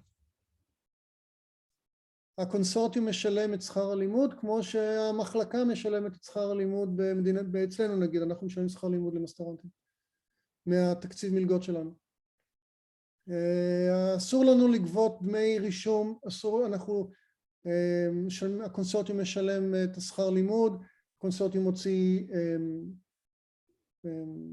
עוד כל מיני דברים שקשורים לביטוח רפואי ועוד כל מיני דברים, הכל בתקציב של הקונסורטיום. מה עוד יש פה? האם מגויס בתשלום צוות מנהלי אקסטרה לפרויקט, או שזה תוספת עבודה לסגל המנהלי הקבוע של כל פרטנר? אני רואה פה אנשים שחוששים קצת. אני אעלה שאלה אחת ברשותך למעלה. כל החלק הראשון של הכנות כתיבה היה בעצם על חשבון הזמן הפרטי של הפרטנרים. אין לי זמן פרטי. היי, רגע, חבר'ה, EMDM, אתם לא הקשבתם להרצאות. אני הרי אמרתי לכם שבמיוחד בגלל שזה מאוד טרחני, אלון עשה את זה ככה, היה לארג', אבל שזה דורש המון המון עבודה, אז יש קול קורא ייחודי לבניית פרויקט, מימון של בניית EMGM, זה EMDM, אני שולחת את המצגות, אנחנו נשלח אותם, בבקשה לחזור על החומר. כן, אז אני רוצה לומר שכשאנחנו התחלנו, ה-EMDM היה פעם ראשונה, לא היה ברור מה זה, כבר התחלנו לעבוד עם השותפים, וזה היה מין, אז פשוט המשכנו בלי זה, כן, יכול להיות שזה, מה זה חשבון זמן פרטי? אני ראש המרכז לחקר המוח, וחלק מהתפקיד שלי זה לקדם את המרכז לחקר המוח, אז זמן פרטי זה הגדרה לא ברורה. האם מגויס בתשלום? כן, אז יש לנו כסף בקונסורטיום, שבעזרתו שכרנו פה מישהי בחצי משרה,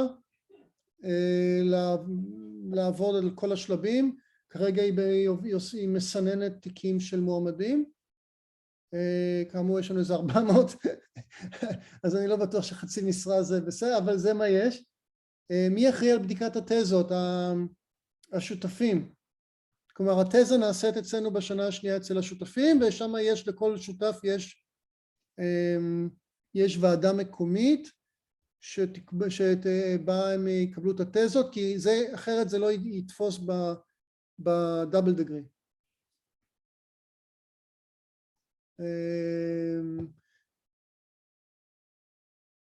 כאמור, יש פה, כן. בבקשה. לא, להפך, שאלתי אם מישהו יש עוד שאלות. יש לי שאלה אולי לא במקום, אבל אני אשאל בכל זאת, אם אנחנו רוצים, אם אני חושבת למשל על תואר שני משותף שיהיה כולו אונליין, האם זה אפשרי דבר כזה? לא מעודדים את זה. נגיד אם אתה מדבר על איראן ועל הקושי עם הוויזות וכולי. אנחנו לא צפינו שיהיו לנו מועמדים משם, חשבתי שאנשים יבינו את הרמז. אתה רואה, הכל אפשרי. אבל באמת, אני לא אגלה לך כמות הפקיסטנים שנרשמו לי לתוכנית, זה מביך. אבל אנחנו להיט פקיסטני כרגע. לדעתי יש לנו תוכניות ריאליטי בפקיסטן, עלינו לפי כמות המשתתפים שמנסים להיכנס לתוכנית שלנו. אבל יש מה שנקרא, אפשר לעשות מוביליטי אחת וירטואלית,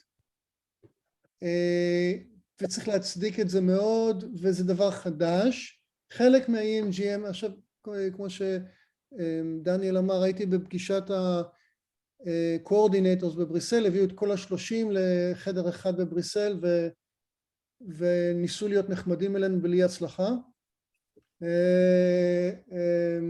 והם, זה דבר חדש, ה-virtual mobility, זה לא יכול להיות כל התואר, זה משהו בנוסף, משהו בפנים, יש בעיות אקרדיטציה לזה, זה משהו שיהיה מאוד קשה לקיים במדינת ישראל, בגלל, שוב, המבנה שלנו, זה שאנחנו עוד לא, רק, אנחנו מתחילים עם דברים וירטואליים, אבל לא לגמרי, ואז משהו לגמרי וירטואלי לא. אוקיי. תודה. יש לי שאלה אם אפשר, עינב? יאללה, אחרונה. אלון, כן, אז אלון, התואר הזה הסתמך על תואר, זאת אומרת, פיתחתם תואר שני חדש לגמרי, או שזה התבסס על תואר שני שכבר קיים גם באוניברסיטאות האחרות? זה מה שחשוב לי לדעת. לא, זה מסתמך על תארים קיימים בכל האוניברסיטאות. תארי מאסטר קיימים. קיימים. אוקיי, זהו. קיימים בתחום שהוא קשור למדעי המוח, נושק למדעי המוח, נושק למדעי הנתונים. זה מה שמאפשר לנו גם לחתום את הבילטרל אגרימנטס. בילטרל אגרימנטס חותמים בין תוכניות קיימות. וזה דורש טיפה קצת פשרות בין שני המוסדות, אבל זה יסתדר.